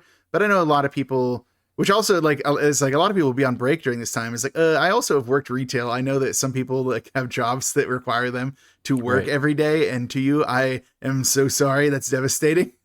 Like, and my job when I worked any hourly job I had, rarely did we have any PTO to take time off around Christmas. So to those of you who don't get to take a lot of holiday time off, that's awful. But what I wanted to bring up is this will be a couple days after Christmas, and there's actually a movie that came up on Shudder.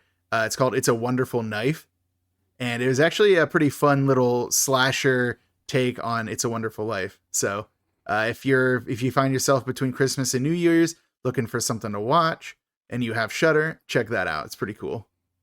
Maybe I should write a review Justin about Long it. is in it? Yeah, Justin Long is in it. Yeah, and Joel McHale. Yeah. Oh my God. It's a pretty funny movie. It's pretty good. It says it's on Amazon it's a little too. It's probably because Amazon has an AMC Plus plugin on it, and Shudder's owned by AMC, so it's probably an extra steps kind of thing.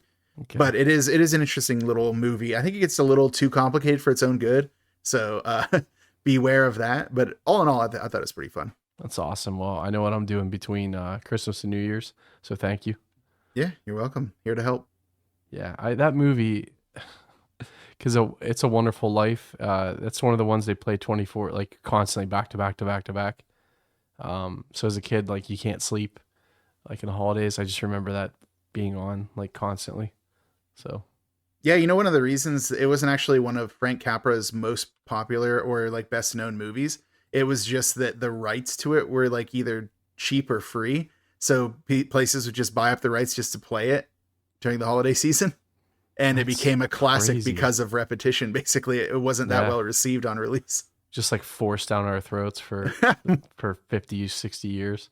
Yeah, because like Frank Capra probably has better work. I mean, I would say he has better work for sure. But some people might make the argument now that it was an undiscovered classic and that's why it took off. It's like, I think it took off just because of being associated with the holiday season. Yeah. but yeah. I agree. So fun fact about It's a Wonderful Life. There you go. Cool. Well, that's all I wanted to get into today. I've been Shane. And I've been Garbage Day. Garbage Day. Oh, wait, no, I've been Stefan. Oops, what an embarrassing slip up. Keep it spooky.